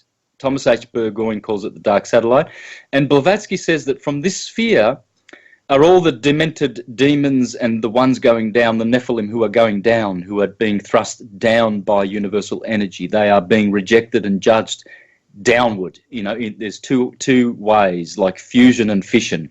Matter can only, the journey of the soul is one or the other, okay? So when you reach the arc of going down, like the prodigal son, you repent, then you go back to your father's kingdom, okay, with repentance in your heart. These ones have not repented. Look around, you still see Barack Obama, he still wants to hurt us. He's only got a week left and he wants to hurt us, and Soros and all of these criminals. They just want to hurt us. They pulled off Fort Lauderdale. A lot of people can see through that crisis acting, but others still don't, right? So these people are demonic bloodlines. They're not human bloodlines. Queen Elizabeth, the Guelphs, the Saxe-Coburg-Gothers, these are all vampire bloodlines. All they want to do, they won't repent. They will not repent. They'll have to go to jail. They will be judged soon by universe. And they're demonic, basically. And they are controlled by the egregore, who is called Ob, hence Obama. Ob is the name of this orb, and Thomas H. Burgoyne says the dark satellite is full of all the animals, and they are the animal soul of the earth. And so these people are possessed by it. Mm-hmm. They're run by these vicious animals, because animals can be vicious. They're beautiful animals on one hand, like some pet dogs and cats, they're loving and only loving, whereas others are vicious. And so Thomas H. Burgoyne says, here is the one half of all evil on this plane, and the other half is, Blavatsky said, is the Vatican, and so did Burgoyne. They pointed to that as the source. And so they act together, one causally and one on the plane of effect. So as soon as truth manifests on this plane, the Jesuit army is out there to snuff it out and persecute it and ridicule it. And our sciences of astrology have to go underground, and we are belittled as pseudoscientists and demonic divinizers, and yet we are the ones who are explaining energy and working with energy truthfully as we should by law of the universe. So we are God servants. We worship the truth. We worship the love and the light that is. We don't run from it and worship the darkness.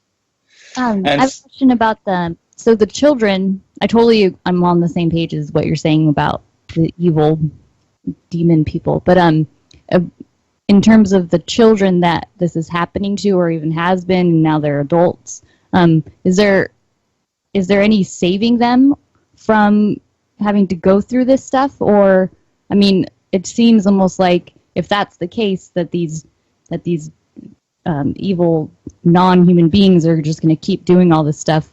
It almost seems like it's not in our power that we can actually save children from this. Does that make sense? What I'm saying? Yep. Look, in Bhagavad Gita, it says that Krishna will vanquish the demons when it's the right time. The scriptures all talk about this vanquishing of the demons. Hence, they'll go off this plane down to the 7 subterranean hellish planets where they come from. And so the children that they are sacrificing, this is the pure, they represent the pure consciousness that is coming through and being born on our plane now to show us their glory of oneness. So these children are unique. Hence, they get vaccinated, fluoridated as soon as possible, educated, 5 years old in kindergarten. Get them in there, bang, let the Jesuits army take over with their little globe sitting on the teacher's chair desk, and all of these lies. And what they're doing is they're actually eating their life force, their pure magnetism, because they know the source of all energy is the dielectric charge and the magnetic discharge. They know that there is the longitudinal spiritual energy force, and it's stronger with the children. The children are more longitudinal, horizontal. We're the ones who go noisy vertical. We're the ones who like this divergent centrifugal scattering of energies, and hence, the electronic grid. Look at it. We're paying for it, aren't we? We're paying for a vibration. Which is there without the money being paid for it. When you talk about these, the children, and they are the closest any of us are to the creation or back to the source. Do you see, where do you list the Zionists versus Freemasonry versus the Vatican, the Jesuits? are they all just the same kind of parasitic force, allowing each other to operate and kind of control their each and own sections, or do you think of it as being a group that's under, the Rothschilds or the World Banks? Where do you kind of separate those groups? Okay, well, empire builders is what they are, bloodlines. Now, there's aristocratic, Plato version, republic version, meritocracy type bloodlines, and there are oligarchic, Aristotle, blue blood type, money elite ruling families, which have a lot of these demonic bloodlines. Mm-hmm. This is why they went after the Merovingians and then founded the Carolingians, Charlemagne, and all of the French version of these demonic blue blood oligarchic money powers. They are mixed with the Khazarian Hyksos, so-called Jewish bloodlines. They are Roman aristocracy. What does that mean? Don't be confused with just Roman, okay? Then they went to Venice, and they are now the Venetians, who since the 1200s and the Crusades have ruled the world through the Doge of Venice and the 24 demonic bloodlines that rule the Council of Venice, okay? And they control all the ports, maritime law, and everything. They're demonic bloodlines. They've destroyed all the good bloodlines like the Romanovs and all of these, and they've installed their Saxe-Coburg-Gotha Guelph dynasty with the Windsors, the Hanovers and the Habsburgs and all of these demonic bloodlines. Now, there are aristocratic bloodlines that have been there in the waiting to return. They've been waiting for Saturn to return. Well, he's returned now. It's the age of Aquarius since 2012, and now the heavens have changed. The Jesuits are in the Vatican. The Piscean, Jupiterian Benedict had to resign because the age of Pisces was finished in 2012. So the Saturnian Black Jesuits are now in power, and so the heavens have changed. There are new laws. There are new things to consider in the way the world works. You will find that these bloodlines now will have to disappear because they are exposed. The scriptures said that all that was hidden will be revealed and that everything will be judged. And so they are being judged. We have the internet, which is like an eye on the world. As soon as we hear of false flag attacks, within minutes there's a video showing that it's a hoax. They're done. So what will happen is the aristocracy, the red blood type good people, will return to, and this is prefigured in the Republicans are red and the Democrats are blue. Rest assured, you'll find that at the root of it is the will of humanity to undo themselves, disengage themselves from this parasitic, vampiric energy sapping of the bloodlines, the blue bloodlines, and all of their wealth, and sticking it to us, making life more and more difficult.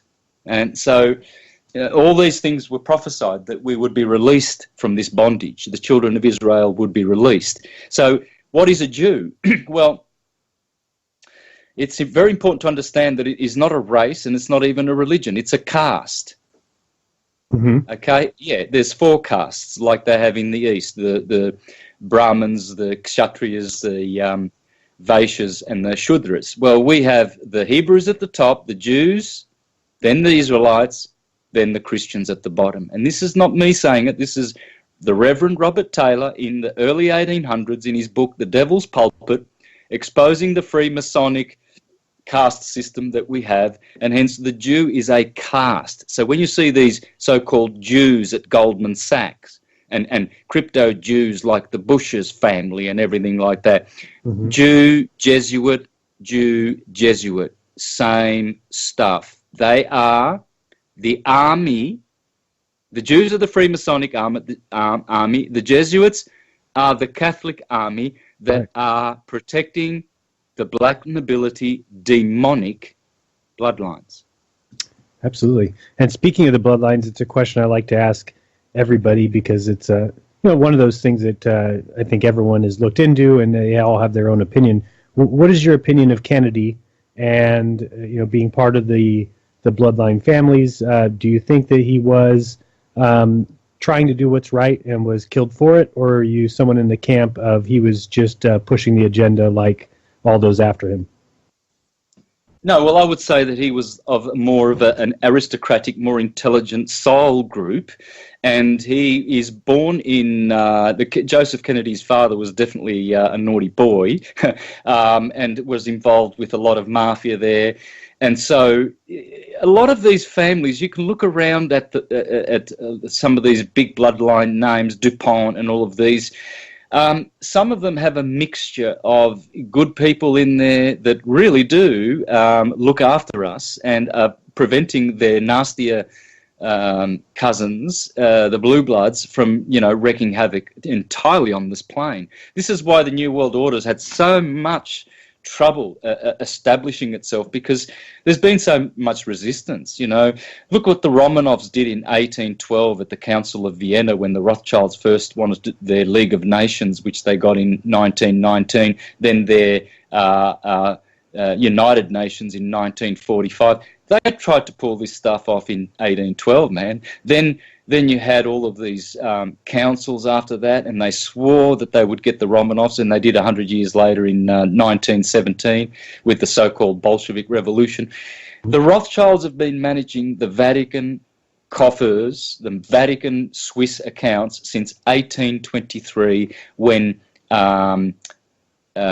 Charles Rothschild in Naples went to Rome and signed a deal for his brothers Jacob and Nathan in England to run the Vatican's monies. So what we're looking at here is a family which is the most saturated with blue blood, demonic, draconian blood. That's why they're so prestigious, because they are the Pendragon. The Pendragon. The Rothschilds actually hold that title. They're nothing special. They're just cowards. They've caused all the wars since the French Revolution and all the bloodshed together with the Vatican and the Jesuits. But they're just cowards. You win no matter what. People die and you live and make money. That's their methodology. Nice one. Yeah, nothing personal. It's just business. Yeah, exactly. Just a life here and there, just so that we can enslave you and everything. It is terrible. What demons do. Yeah, I feel the same way. I really do think that Kennedy was, I think that he saw what was going on and like was, a black sheep of the family, but like reversed. Right. Yeah, he was just, and he started. I think that he did kind of know he was going to die for what he was saying. I think that he wasn't afraid to die. I think he was in some pain with his back and just kind of knew it was going to happen, but he was going to get out as much as he could to help us. And, too bad people didn't really see it. I know for us, you watch the Zapruder film, and, I didn't realize till a couple of years ago that film wasn't even shown until 10 years after he was killed. So it's just another doctored piece of evidence. So they've made it impossible to research that. It's the same methodology that NASA uses with their nonsense. They make sure that you can't disprove them. You basically, like you said, it's two minds. Either you can look at something and you can recognize truth when it's right in front of you, or you're afraid to be a stand-up person and come out and say, that looks fake, because the intellectual world considers it real and considers people went to the moon. And, that's why I do think that there's two minds. Either you can watch the footage and the evidence we have for the moon landings and say, bullshit, or you're somebody who is so afraid of stepping out and saying something different than what the mainstream's saying. And, that's the trap I think they built, because there's so many people that just will not even look at the evidence of a moon landing because they're afraid of being that person who's called a conspiracy theorist. Just another CIA made-up word to demonize people when they're not conspiracy theories. When you have evidence behind them, they turn into a conspiracy. There's no more theory there. The theory is if you don't have any evidence and you're just making wild accusations. As soon as there's evidence, they're no longer a theory. So that's the way I feel, at least with Kennedy and that whole picture. See here, we got 2 minutes left till the break, so we got some time. Any more questions, babe, for Santos? None that I can think of right now. Okay. I just like hearing him talk because he has so much connection. I know, just love it. So great. There's so many connections being Drinking made. it all in. What I want to talk about when we get back, well, I'll ask you first if you've done any research into it. Have you, talking about Josephus and his writings, have you ever looked at the connection between King Isaides and Jesus?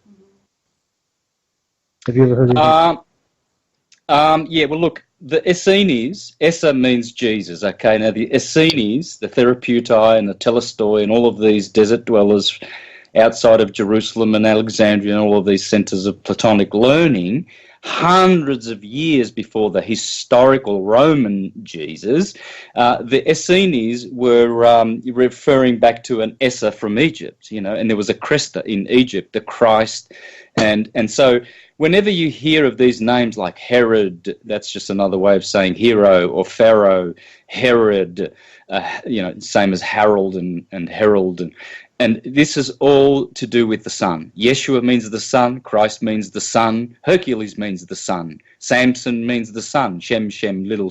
So, what was the name of this king you just mentioned? Esed? Well, we could talk, it's Isaides. Isaides.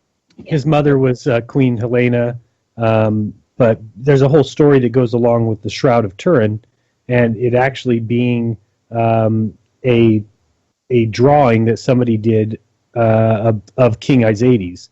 And when they were writing the Council of Nicaea, 325, that they brought up the fact that they had this basically it was a painting of the person King Isaides, and they decided to pass it off as being the shroud of the... That laid over Jesus when he was dead. Right, and it's just an interesting story because really when you go back and look at King Isaides, his life is basically... they stole a lot of his information, put that into the Bible, and that's kind of what I think, at least in my research, is the Holy Grail. The Holy Grail is that Shroud of Turin because it's the thing that the Knights Templar... They had Parson, Housing and Urban Development, and Wilbur Ross for Commerce. Democrats on Capitol Hill are calling for a bipartisan independent commission to look into Russia's meddling with the election. California Congressman Eric Swalwell says a transparent probe is needed. The president-elect has consistently undermined the findings of our intelligence community. His efforts to do so has sowed doubt among the American people about whether Russia was really behind this. Democrats in the House have reintroduced legislation today to set up the panel to look into interference in the election by Moscow. I'm Ann Cates.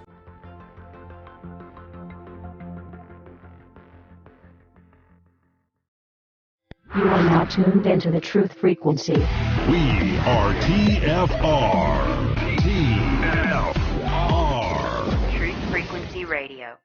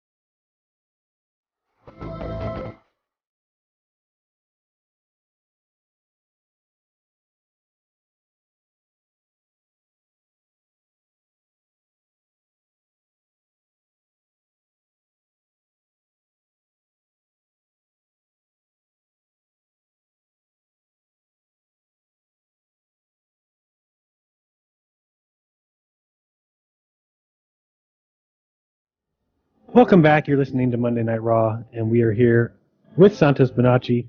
Before we went to break, we were just talking a little bit about some of the research we had done into the, what I consider to be, I think, the Holy Grail, or what they were talking about, and that being the shroud.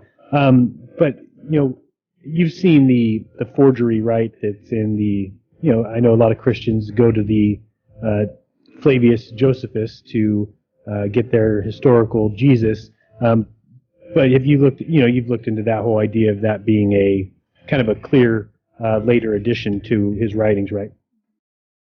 Oh yeah, that was definitely. They've been so obvious. Yeah, really. Yeah, those are redacted works by the Jesuits. So they're interpolations. How much of our written history is, in your opinion, trustable? I know it's the way we look at it. That I think once you get past 1700, for me, it's once you realize that these Jesuits were taking over, and I don't even think that really Copernicus wrote the book. I think they ascribed it to him after the fact. But how much of our history do you really think that we can trust, knowing that men have changed books? I know, us being a bookseller, I've often questioned all the time. I wanted to see, when did Josephus say that he wrote this book? It says in here that he wrote it in 70 A.D. When did he say he wrote it? And they say, oh, well, we don't know because we've changed it. Whatever date was in there, we changed to be 70 A.D. because that time came, ascribing 70 A.D. to that time period came way after him. So you'd think he would have written in a book what the hell year he thought it was. And that's always bothered me, is that they rewrote everything. The whole idea of the I before the one, in those early years, 1200 may have been 200. How much do you, when you look at your research, how much do you think has been completely altered, and how much do you think we can trust? Not much, brother. You have to be a good researcher, and you have to do it thoroughly and properly and with understanding. For instance, I'll give you an idea. Like, if you're really looking for a historical Jesus, you would go to either Josephus, Plutarch, or Philo from Alexandria. They were all contemporaries of each other, 1st century, supposedly. Mm-hmm. Now,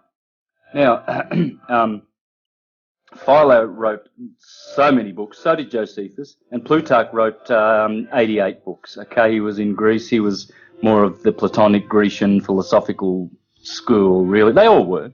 Mm-hmm. But none of them, not one of them, wrote anything about Jesus Christ the Saviour. And these were like, living 10, 20 years after he died. So surely they would have mentioned something about this so long-awaited Messiah. These were the three greatest writers of that time that we can point to if history is correct. And there's nothing there. There's no Jesus. There's nothing. Just silence. Of course, the Christians will say, oh, yes, but see, he said not to make him famous. He said to be quiet and let's do this secretly. No, look, if God... Think about it. There are no writings of Jesus. Right. And there's been a Jesus for thousands of years prior to that. Because there's evidence, I've shown in my presentations, there's nativity scenes in Egypt from the 18th dynasty. and you've got 4 panels in which you see everything that happened. Gabriel telling Mary she's going to have a child. Then you see the three kings coming to worship the boy, and the boy being born and sat on his mother's lap, and this is Christ years and years and years before Christ, right? So what's going on is this beautiful Christian science. It's just the science of light. It's just telling you how light gets crucified on the cross, the transverse wave, electromagnetism, when it decides to materialize, and the Word was made flesh. The Word is what? Sound. Sonoluminescence, and it was made flesh. What's flesh? Well, this table, this computer, the flesh, the solid. Because the spirit is gas and fire, and the flesh is water and earth. There's 2 elements of flesh, water and earth, and your body's made of that, bones and blood, and urine and saliva and cerebrospinal fluids. But you've got tissue, muscle, bones, that's flesh.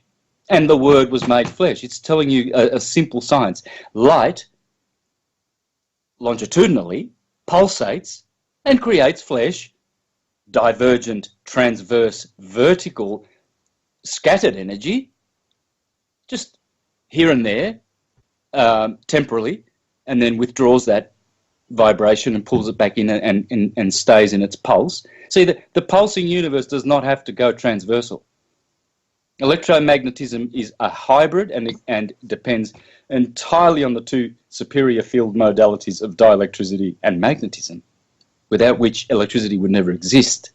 And that is the Son, the Father, the Mother, and the Son, or the Father and the Son and the Holy Spirit. It's always these trinities, and it's always only three field modalities that ever was and ever will be. Dielectricity, magnetism, bell, electricity. See your name, Campanella? Well, Campanella, L is the bell, electricity.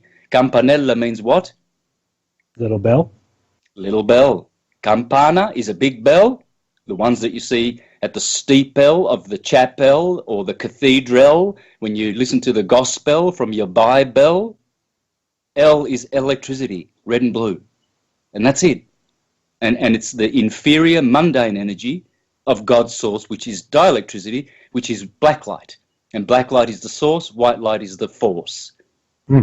And so that's all that's going on. Nothing else is going on, nothing. There's only those three field modalities, and it's up to us to understand them. If we don't, we do not understand God, and we will be forever in darkness, groping about. Yeah, and I've often tried to speak on the fact that if the only important thing or the main important thing was accepting Jesus as your Savior or worshiping Him as God, then there would be verse after chapter of Jesus telling you that flat out, I am God, you are to worship me, if your salvation depends on it. It wouldn't be veiled, and it wouldn't be a mystery that you kind of have to read into a couple lines that He says. It wouldn't be that way. And he even confuses things when He says, no one has seen God, no one has heard His voice. It's kind of telling you that the stories that you read earlier are not talking about the Creator. No one has seen God, nobody's heard His voice. You would die if you saw Him. And by saying that, He's standing in front of you. So obviously He wouldn't say that to somebody meaning, I'm God, because He wouldn't stand in front of somebody and say you've never seen Him or heard His voice. He was talking. You would have heard His voice if that was God. But I just wanted to read real quick just the one line from Josephus that he did talk about Jesus, so you can see how people can see how he got put in there. Because basically, this is funny. Yeah, 20 chapters of multiple verses, a huge book, the history of the Jews, and you can read it and you learn how this guy writes. He's an author, and then all of a sudden in a chapter a verse that's just thrown in there, he's talking about the wickedness of something. Then all of a sudden it says, now there was about this time Jesus, a wise man, if it be lawful to call him a man, for he was a doer of wonderful works, a teacher of such men as received the truth with pleasure. He drew over to him both many of the Jews and many of the Gentiles. He was the Christ, and when Pilate, the suggestion of principal men amongst us, had condemned him to the cross, those that loved him at the first did not forsake him, for he appeared to them alive again the third day, as the divine prophets had foretold these and 10,000 other wonderful things concerning him, and the tribe of Christians so named from him are not extinct at this day. And then he picks up where the other verse left off and never mentions it again. I mean, it's so ridiculous because when you read his writings, if he all of a sudden was telling you that there was somebody who raised from the dead, you would not have one sentence about the person who, if you can call him a man, I mean, who would ever say that?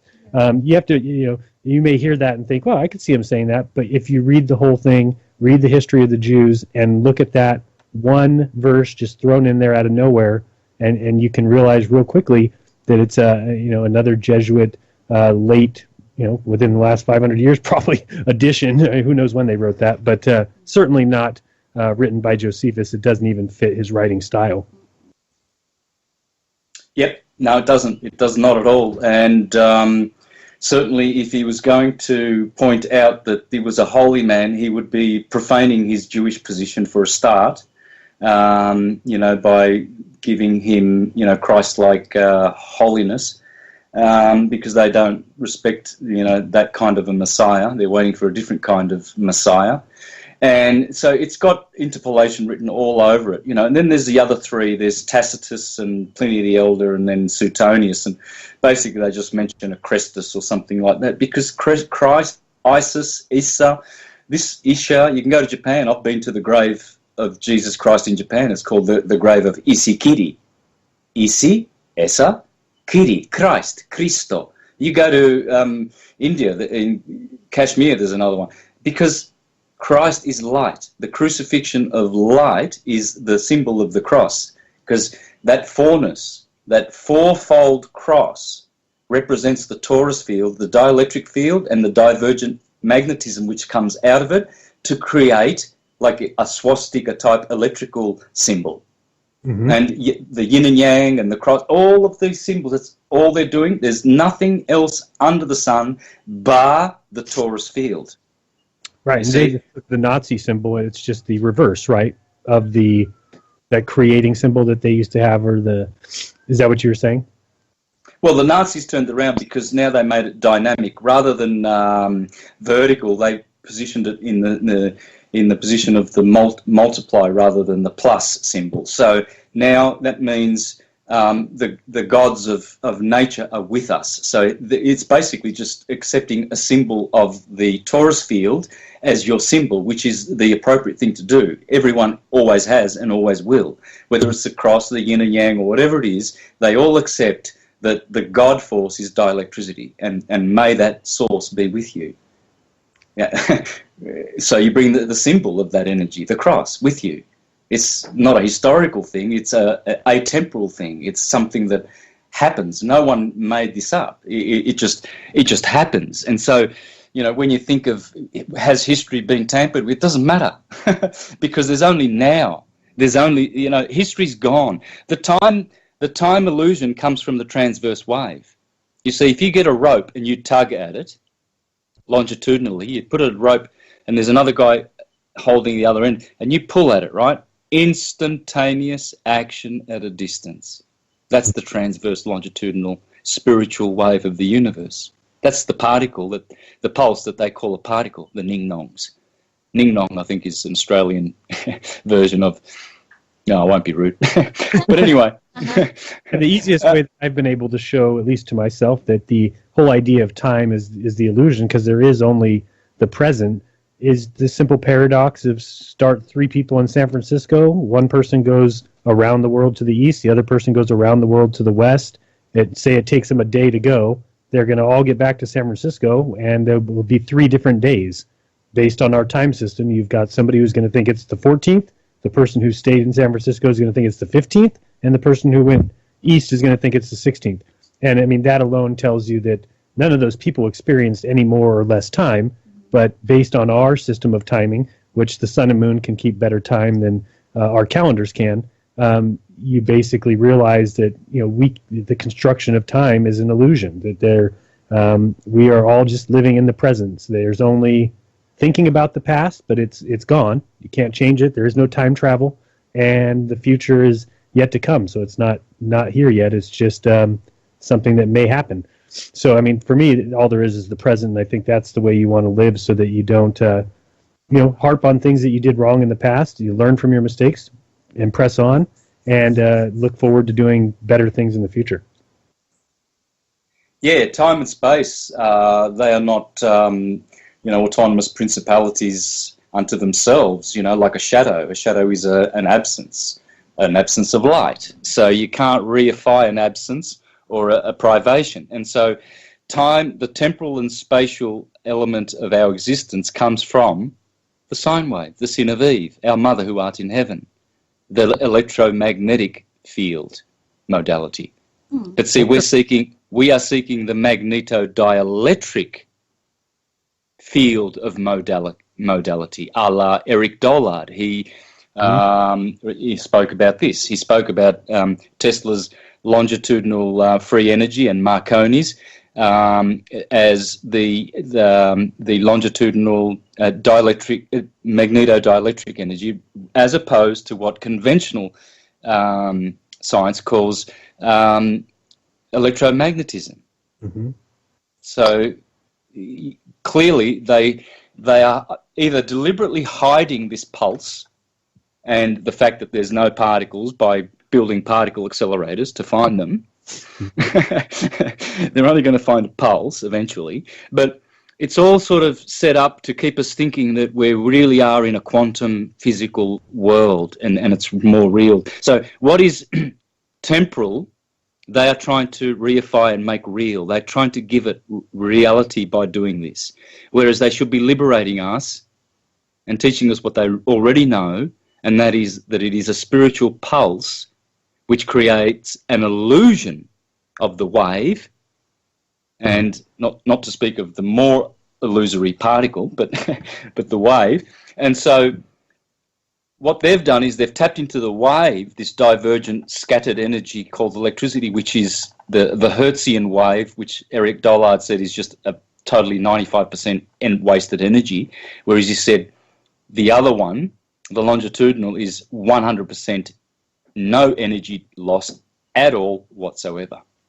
And that's exactly what Tesla knew and described and was ready to not take money for, but just to give that secret to the world. And it was hidden, but basically, yeah, at the upper atmosphere where there is no more air pressure, you've got an endless supply of electricity that they're probably tapping right into and charging us money as if it's costing them money to get it. Mm-hmm. It's just right. That's why they've got a pole on the top of every tall skyscraper.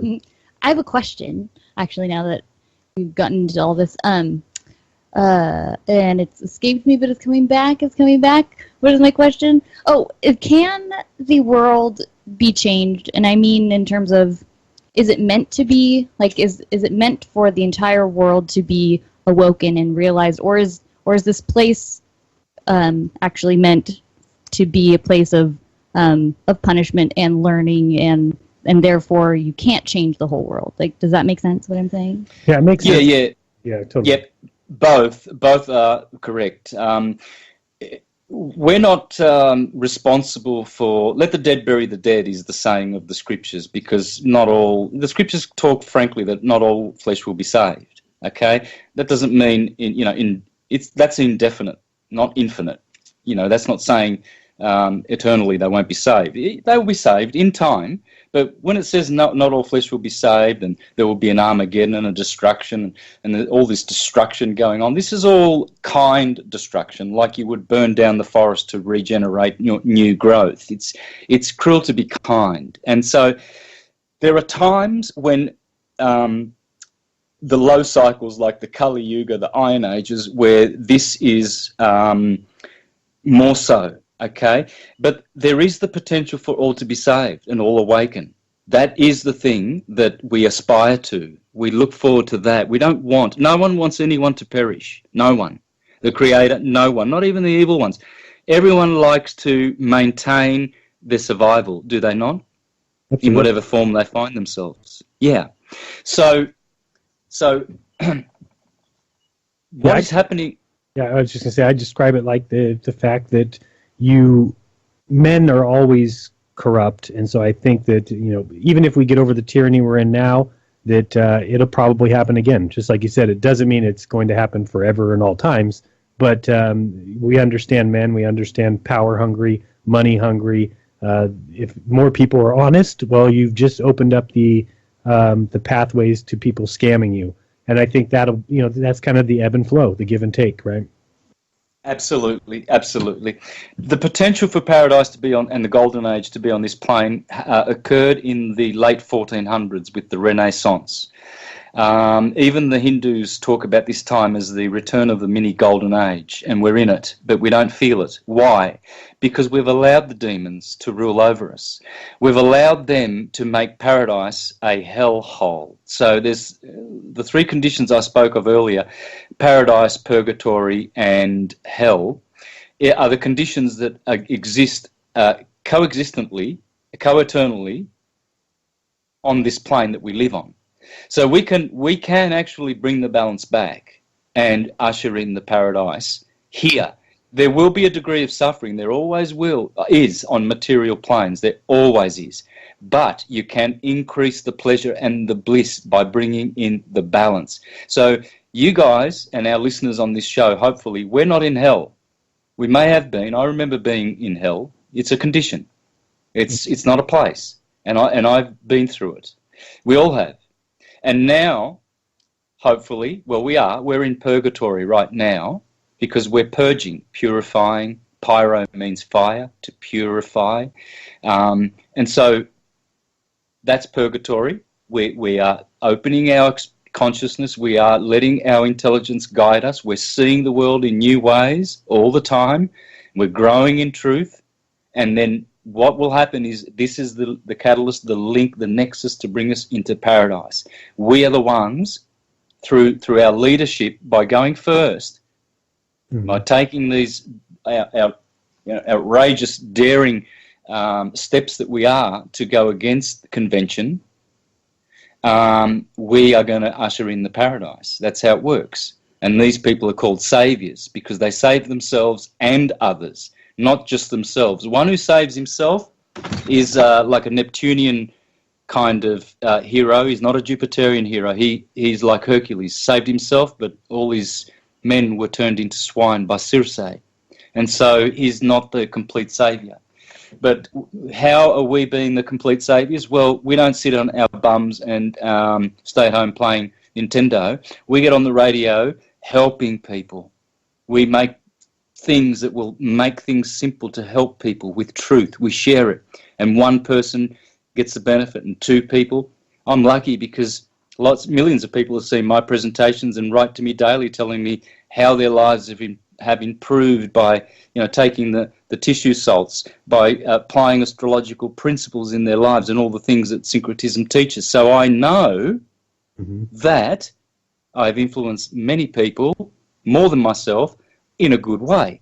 Okay, so these are heroes. Herod, hero, Pharaoh. Pharaoh wore that, like the Indian chief wears those plumed crowns. Those crowns, those feathers, those eagle feathers are never allowed to touch the ground as long as that chief wears that on his head. He will never allow those plumes to touch the ground. If he does, he disgraces the heavens and has to desist from being a chief. Because when you open the crown chakra, you are never to return to the land of Canaan to worship false idols. You have to be devoted and you have to stay on that path. Few are the ones who find the road, the twisted and cramped road that leads into everlasting life. And how hard it was made to find the road when you've got a mainstream media that really, dropped the ball. That's, people depended on the media to be independent and tell the truth and research and investigate. That was originally their job, and that's why NASA got away with everything they do. That's why these false flags get put out in news, and 90% of the world believe it because they haven't woken up to the fact yet that the mainstream media is long ago bought and paid for and is selling you lies. That's what they're in the business of, is selling things. They don't make money by just reporting the truth. They make money by getting you to tune in and to be afraid and in fear and have to tune in the next night to find out, what latest racist thing happened in the world. It's sad because that's really, the media killed it for everybody, in my opinion, at least. If you have that independent researching, and that's what we do. That's what we try and do, is research from a point of truth. That you're trying to get truth out and not hurt people, and that's certainly not what the mainstream media does. They could care less if anybody gets hurt because of their news. It's just they're doing a job. They sit at a desk and read a paper, Yeah, so, they're supporting the economic model, and that's their, holy grail. They have to support it and defend the economic model, and it's all materialism and products placement and ads. And when we get back, we're going to our last break here. I do want you to touch on the idea of the free man movement, something that I think a lot of people find important. And you've been through it. I know you've even spent time behind bars by these people that obviously don't care about anybody but themselves. That's what's all about. I can't promise you answers, and neither can the Woo Crew, but they invite you to join them Friday night at 7 p.m. Eastern, midnight in the UK, for Freaky Friday, exclusively on Truth Frequency Radio. spirituality, multiverse, quantum mechanics, the occult, and so much conspiracy analysis that it will make your mind melt. Take my word for it. Freaky Friday. It's more than a show. It's a way of life. I am Stephen Hawking, and I am proud to be a Wookiee.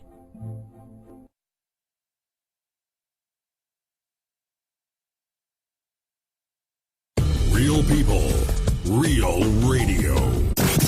Wherever you are, make it TFR. Truth Frequency Radio.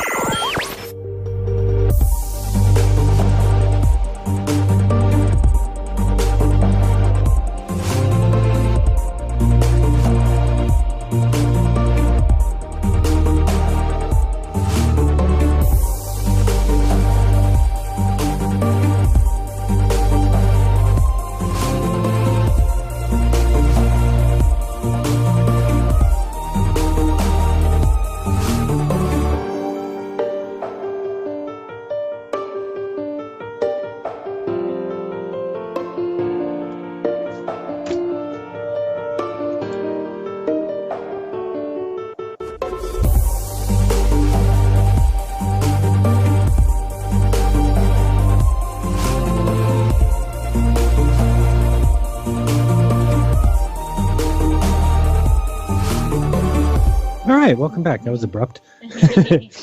We were talking to Santos Bonacci, and just want to remind you, next week, join us, same bat time, same bat channel. We are going to be talking with Cathexis, and if you don't know who he is, check out his YouTube channel. Great guy, well-spoken, will be an interesting show. And before we left, we were talking to Santos Bonacci, who has dropped so many research gems tonight. And in case we don't get there at the end, a reminder to find Santos on YouTube at Mr. Astrotheology. That's MR, and then Astrotheology.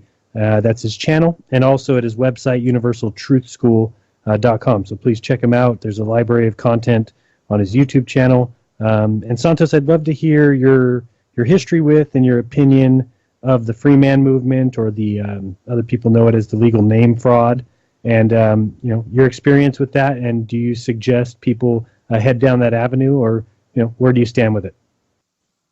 Yeah, look, the history would be going like this. There are insiders who have seen the hypocrisy or the fraud of the system, and they have been bold enough to reveal it slowly, at the right time. Because it's very dangerous for an insider to reveal. So I believe that we've been helped in the sovereignty movement by insiders who have known of the Vatican system of enslavement and the personal glossa name, which was basically invented by all those types like Nero, Constantine, and Justinian, and of course, but Pope Boniface and all of his bulls, papal bulls and stuff like that. Insiders, I think it's the aristocratic part of the inside well-to-do families that have been helping us in the last couple of decades, not only with sovereignty, but with the true nature of our earth, because they know, of course, that it's been suppressed for a couple hundred years now. And I think this is why people get confused, and they say that, it's, this is a Jesuit conspiracy, this flat disc thing, or they'll go the other way and say it's a Masonic thing and everything like that. They're so confused. Or it's a psyop. It's funny. Like that makes sense. It's a psyop. This is it. Government wants you to think your entire education was a scam. That's exactly what they want you to think. Makes no sense. They don't think, man. They just don't think. This is the thing. That's the extent of their intelligence. And so poor people, I guess we need to feel sorry for them if we're going to be loving and compassionate. So the thing is, these deceptions, they come with the system, but there's always been good people on the inside coming out and sacrificing their lives, and they will be immortal in the next life. Your JFKs and people who stood up and and took the knocks for us, and have revealed things at the risk of their life, because it's so dangerous to go against the demonic control of this plane, because it gives them so much energy down there in hell. You know, there are 7 disk planes under our disk Earth, and this is what they call hollow Earth. Actually, they get confused, but according to Srimad Bhagavatam, these are material planes, whereas the 7 above us, they are heavenly and spiritual planets, whereas the heavenly planets below are heavenly material. What does that mean? Well, it means that there's much more luxury down there than there is on this plane, but there's a lot more suffering as well. So these people who populate these planes, they want the wealth and prosperity and all of the material benefits down there, even though they suffer much more than we do. So this is how hell-bent they are on keeping that. But see, they get a lot of energy from our plane, because Sol Invictus, our sun, is the center. It's where people get confused. They call it a heliocentric or geocentric, and they think there's a war between the two. Well, they're both. It's geocentric in that the Earth is the dielectric plane, but it's also heliocentric in that the sun is the chief of magnetic force, which, according to Eric Dollard, is a transformer from primary energy to secondary force. Mm-hmm. And isn't that dielectricity and electricity? Magnetism? Well, yes, it is. Yep. That's exactly what... Without the sun. Yeah, so the sun is the center because it is the chief life giver. Mm-hmm. The Earth is the chief life supporter. The Earth does not give us our life. Mm-hmm. Our sperm comes from the sun. Everything comes from the sun. The sun is the portal, the God, the Jesus, the Krishna, the Radharani. The sun is every archetype. Nothing escapes the sun. The sun is the ultimate of all archetypes. And his twin brother Saturn is also. But see, if I talk too much on these things, people will get confused. Oh, but you said Saturn. Oh, yeah, but he's evil. But you said he was good. Because they love their limited thinking, and they can't expand their consciousness to understand that these are principles. They're not particulars. They're not diffused in the world of attributes. They are principles. Saturn is a principle, and they are archetypes that embody or receptacles of all the archetypes. Saturn has everything in him, and so does the sun. These are the two twins. One is Horus, one is Set. Jesus and Satan. The white guy, the sun is white light, we see with the sun. Hence the sun rules the eyes. Saturn rules the ears. Hence you put the rings of earrings on your ears. Because you don't, at night, you see, Proclus said the thing about the sun, Plato said, the sun needs a third, the sight needs a third thing. The hearing does not. You see, to be able to use your eyes, you need the sun. Simple. Or you need illumination. Yeah. But with your hearing, that's automatic. That's direct. Hearing is just direct. You don't need a mediator. That's why the Son is the mediator. Jesus, the Son. If you have seen me, you have seen the Father. Why? Because if you have seen electrical force, you will know the dielectric non-force. Mm-hmm. Yeah. Wow. Yeah, absolutely. That's awesome. What would you say the moon is, in your opinion? The moon is the letter A of Aum, Om, and it's Krishna, and it is the black light of the unit. It is the dielectric plane. The sun is the magnetic modality of our solar system, and Saturn is the electrical, L. All 7 are the Elohim. Okay, so I've got Tibetan bells here, and they've got 7 elements in them. Gold for the sun, silver for the moon, lead, tin, copper, quicksilver, and iron for Mars. And when I ring those bells, what is bell? Well, campanella, the bell in the church. Well, the Germans call a bell Glocke. And so if you replace the G with a C, you get the English word clock. Why does the clock at 12 midday, when the sun is in the mid-heaven, everywhere around the planet, do you hear the bell? Ding, dong, D-I-N-D-O-N. They are atomic words. like the drummer who plays his tom-toms. Ding dong. The bell, the campanella,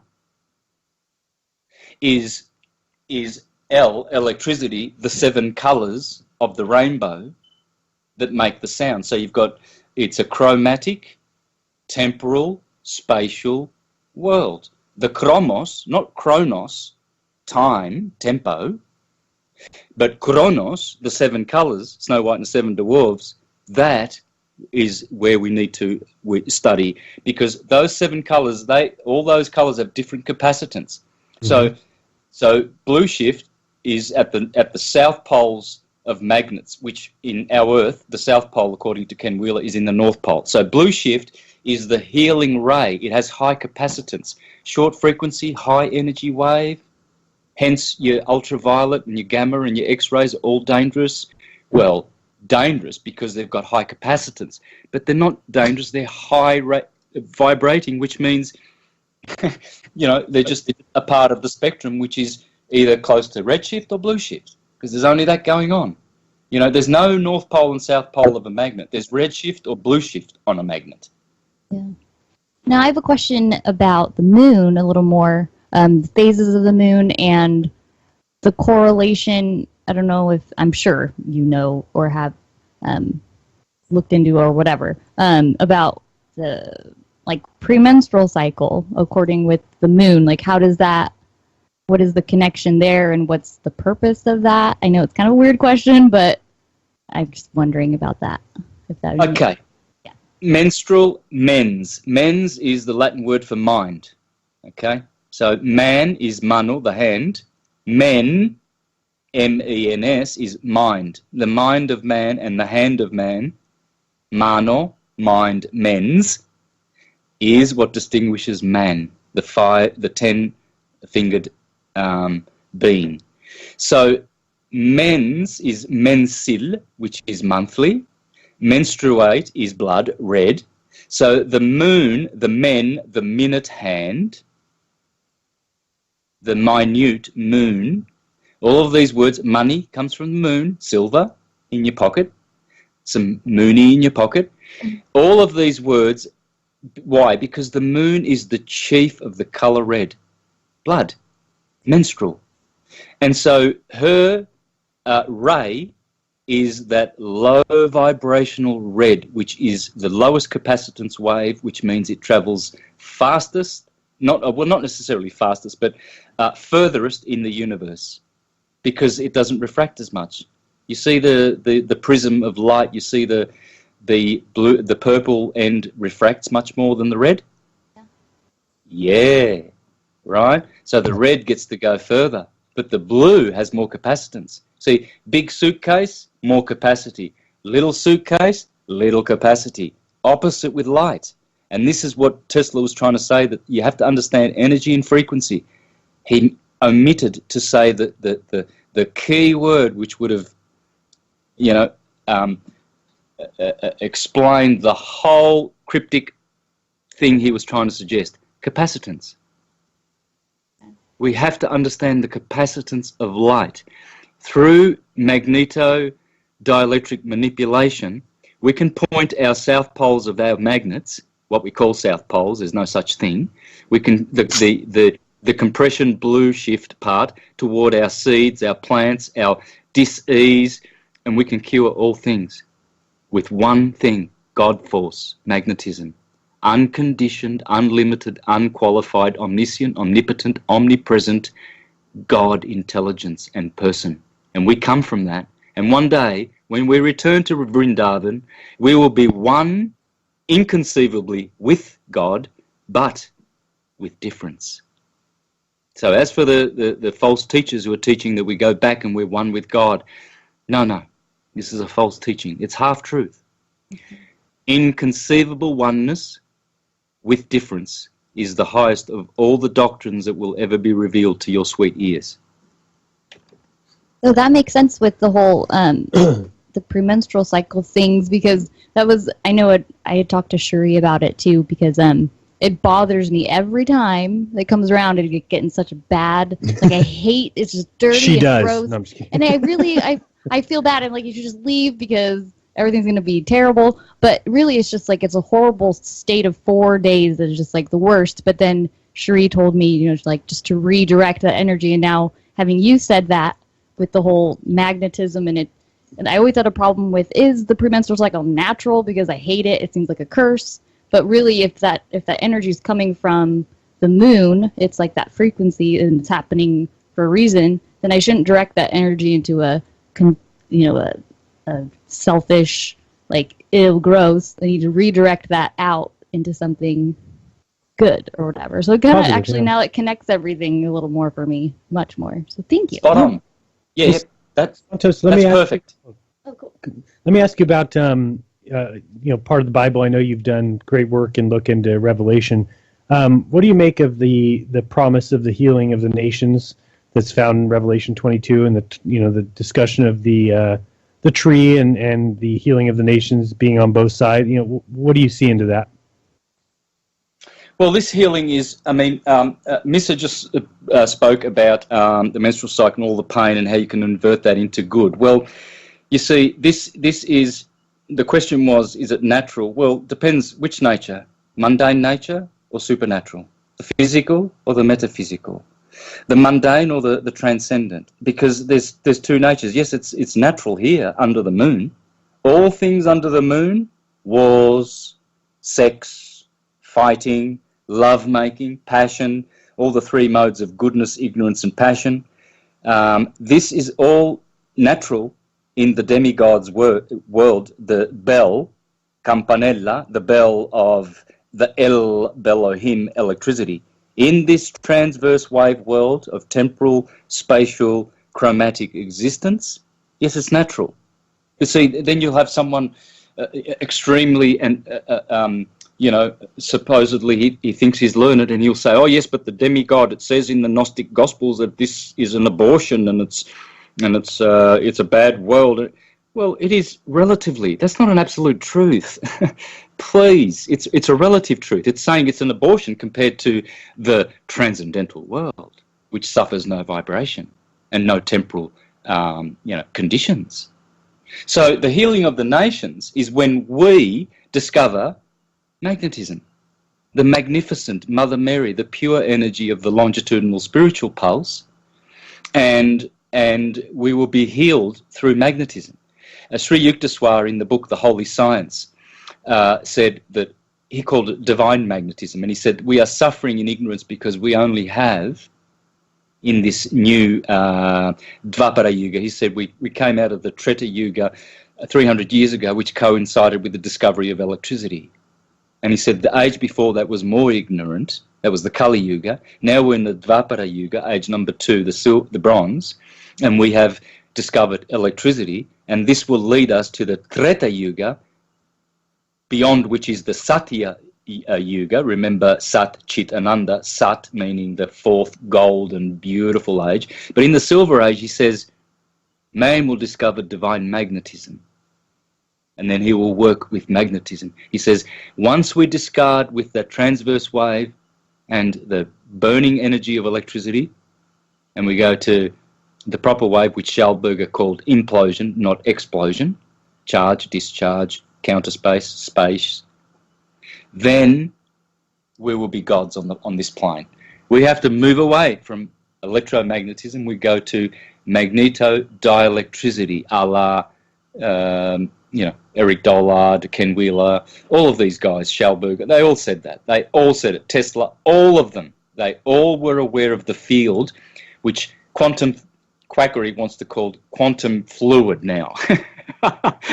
Black holes and dark matter and all sorts of quantities of stuff, muons, and Walter Russell called them, particles of illusion and delusion. They're just different rates of what? Energy. Look at the word energy. Isn't it an anagram of green? Yeah. Yep. Understand energy, guys. The green middle light of 12 petals, that's the 12 sections astrologically of the ecliptic, which you model around the torus field, starting in the center in the dielectric plane, Aries. The horns of Aries tell you about the golden section Fibonacci ratio. Taurus, look at the symbol. Look at all the glyphs of astrology, all the glyphs of your 26-letter alphabet, all your numbers. Look at every Chinese character, Arabic, whatever. You will see Taurus fields. That's all there is. There's only the gyroscopic atomic Taurus fields in existence. Nothing else manifests. There's no other form of manifestation. Krishna only has his one form, which is the cows, the gopis, the Tauruses. The cows are the Taurus fields of Krishna. And his flute is the sonoluminescent sound Om that he produces to generate all other harmonic resonances, to gather little gyroscopes together to create bodies which are your anatomy, atom of your body, and therefore you have a body which is a bioorganism which is electromagnetic, and it is a incoherent form of electricity. If your body was coherent, like a laser, coherent light as opposed to white incoherent light, then you would be, magnets would just get stuck to you. But you are magnetic. It's just that your magnetic field is incoherent. It's not like a laser which is coherent. And force is a multiplicative. It's not additive. It's like the fasciae of Rome. If you get one stick, it has a certain amount of energy of its own. But if you bind it together with 20 other sticks, that's not 20 times stronger. It's more like 1,000 times stronger, because it's multiplicative. So when you get coherent light, you make a magnet. That's coherent field laser, basically. And so this is what is going on. There's just two types of magnetism, coherent and incoherent. We have about 5 minutes left, but I just wanted to take it back to the free man movement. And if you've got suggestions of where people can go to learn about that. And do I have it right that you basically stood up for your rights and they put you behind bars for that? Is that basically what happened? Well, essentially, if I had have known exactly what I was doing, which I thought I did and I didn't, they would not have had their way with my body. So this is the difficult thing of law against legal. And if you study the Gospels and things, like Jesus' lawsuit, for instance, where Caesar says, you are the king of the Jews, and he says, you are saying that. Mm-hmm. Well, essentially, because he did. He just said that. And so it's an implication. It's a presumption. And so this is, the king is asking the questions. So if I had have been less belligerent and Aryan and Calabrian when I was being processed through their admiralty courts, and I had have acted more like a king, knowing who I was, enthroned on God's Christ consciousness, Krishna conscious, well, I would have been asking the questions, and yet I was deceived by, the force of, say, the guns pointing at you, the supposed authority, the sweeping power of supposed power over an individual. All of these things consume you in the moment, and you forget. And the Christ says, do not practice your words, what you are to say in your heart, because the Holy Spirit will be with you. In other words, it's saying the demons will put you under 10 days of tribulation. They will drag you through their courts, and they will do what they do. But just trust in me, and all you need to do is ask the question. So I would say learn how to ask questions. What is this place of business? Is this a place of business? Is this a lawful place of business? Is it a de jure court or a de facto court? Who are you? Are you speaking in your man, or are you speaking in your person? Am I referring to you in person? Where is the paperwork where you can hear me? Because I'm a living flesh blood man, and this court cannot hear me. It's a dead court. Have you seen the videos with Ernie Turtlegate, or I don't know how you say his last name? He's the Silveran man. He got caught with illegal fishing, but he basically just find it on YouTube. He walks into court. You can just put in Mountain Man, I think, walks out of court. But he does exactly what you're saying. He's just questioning them on who are you to question me, and doesn't give a name. And basically, at the end of that thing, he just walked out. The judge walked out first. And because they couldn't I mean, he just stands up for himself and being, like you said, he acts like he's the king, that he is allowed to search for food. He is allowed to feed his stomach when he's hungry. And, who are they to stop him? Because they call him a certain name that he certainly doesn't let them call him that, because he says, I don't know that name that you're getting. I don't know who you're talking to. I'm a living man. I'm right here. Stop calling that, all capitals name that's on that paper. Mm-hmm. So yeah. He was right in what he said. Only he made two mistakes. After which, a few days later, he was actually arrested, and they took him in. Yeah. There was another video, but he was correct. But he made two mistakes, which I did, and that was he was belligerent in asking the questions. He was showing belligerence. You don't show belligerence. You're at default at the moment. You show belligerence. You must be loving, and that's what I did. I brought my Aryan fight with me, and I was belligerent in court, and I asked one too many questions and made one too many statements. If you make a statement, then you'll be held accountable, and they will, have you there forever defending that statement. So you have to learn how to ask questions, being honor, like Jesus was, and because that's the model that they use in court, how to be in honor and how to stay in the private and not be in the public. There's a lot to learn. I've made a lot of mistakes. I hope people learn from my mistakes. I sincerely do. And I have. But I've also revealed a lot of things that have helped a lot of people too. So we just have to now consolidate our losses and wins. We've lost some battles, but we will win the war. It is a spiritual war, and ultimately, you and I are the heroes. You are the Jesus, you are the Krishna, you are the Radharani, you are all archetypes in one. All the stories that were ever written were written about you and I. There's no one else to look forward to save. You will save yourself. The Christ is within. Colossians 1:26-27. The temporal one is an illusion. All temporal, spatial stuff is an illusion. There's nothing literal in the Bible. It's a literary masterpiece. There's nothing factual in the Bible.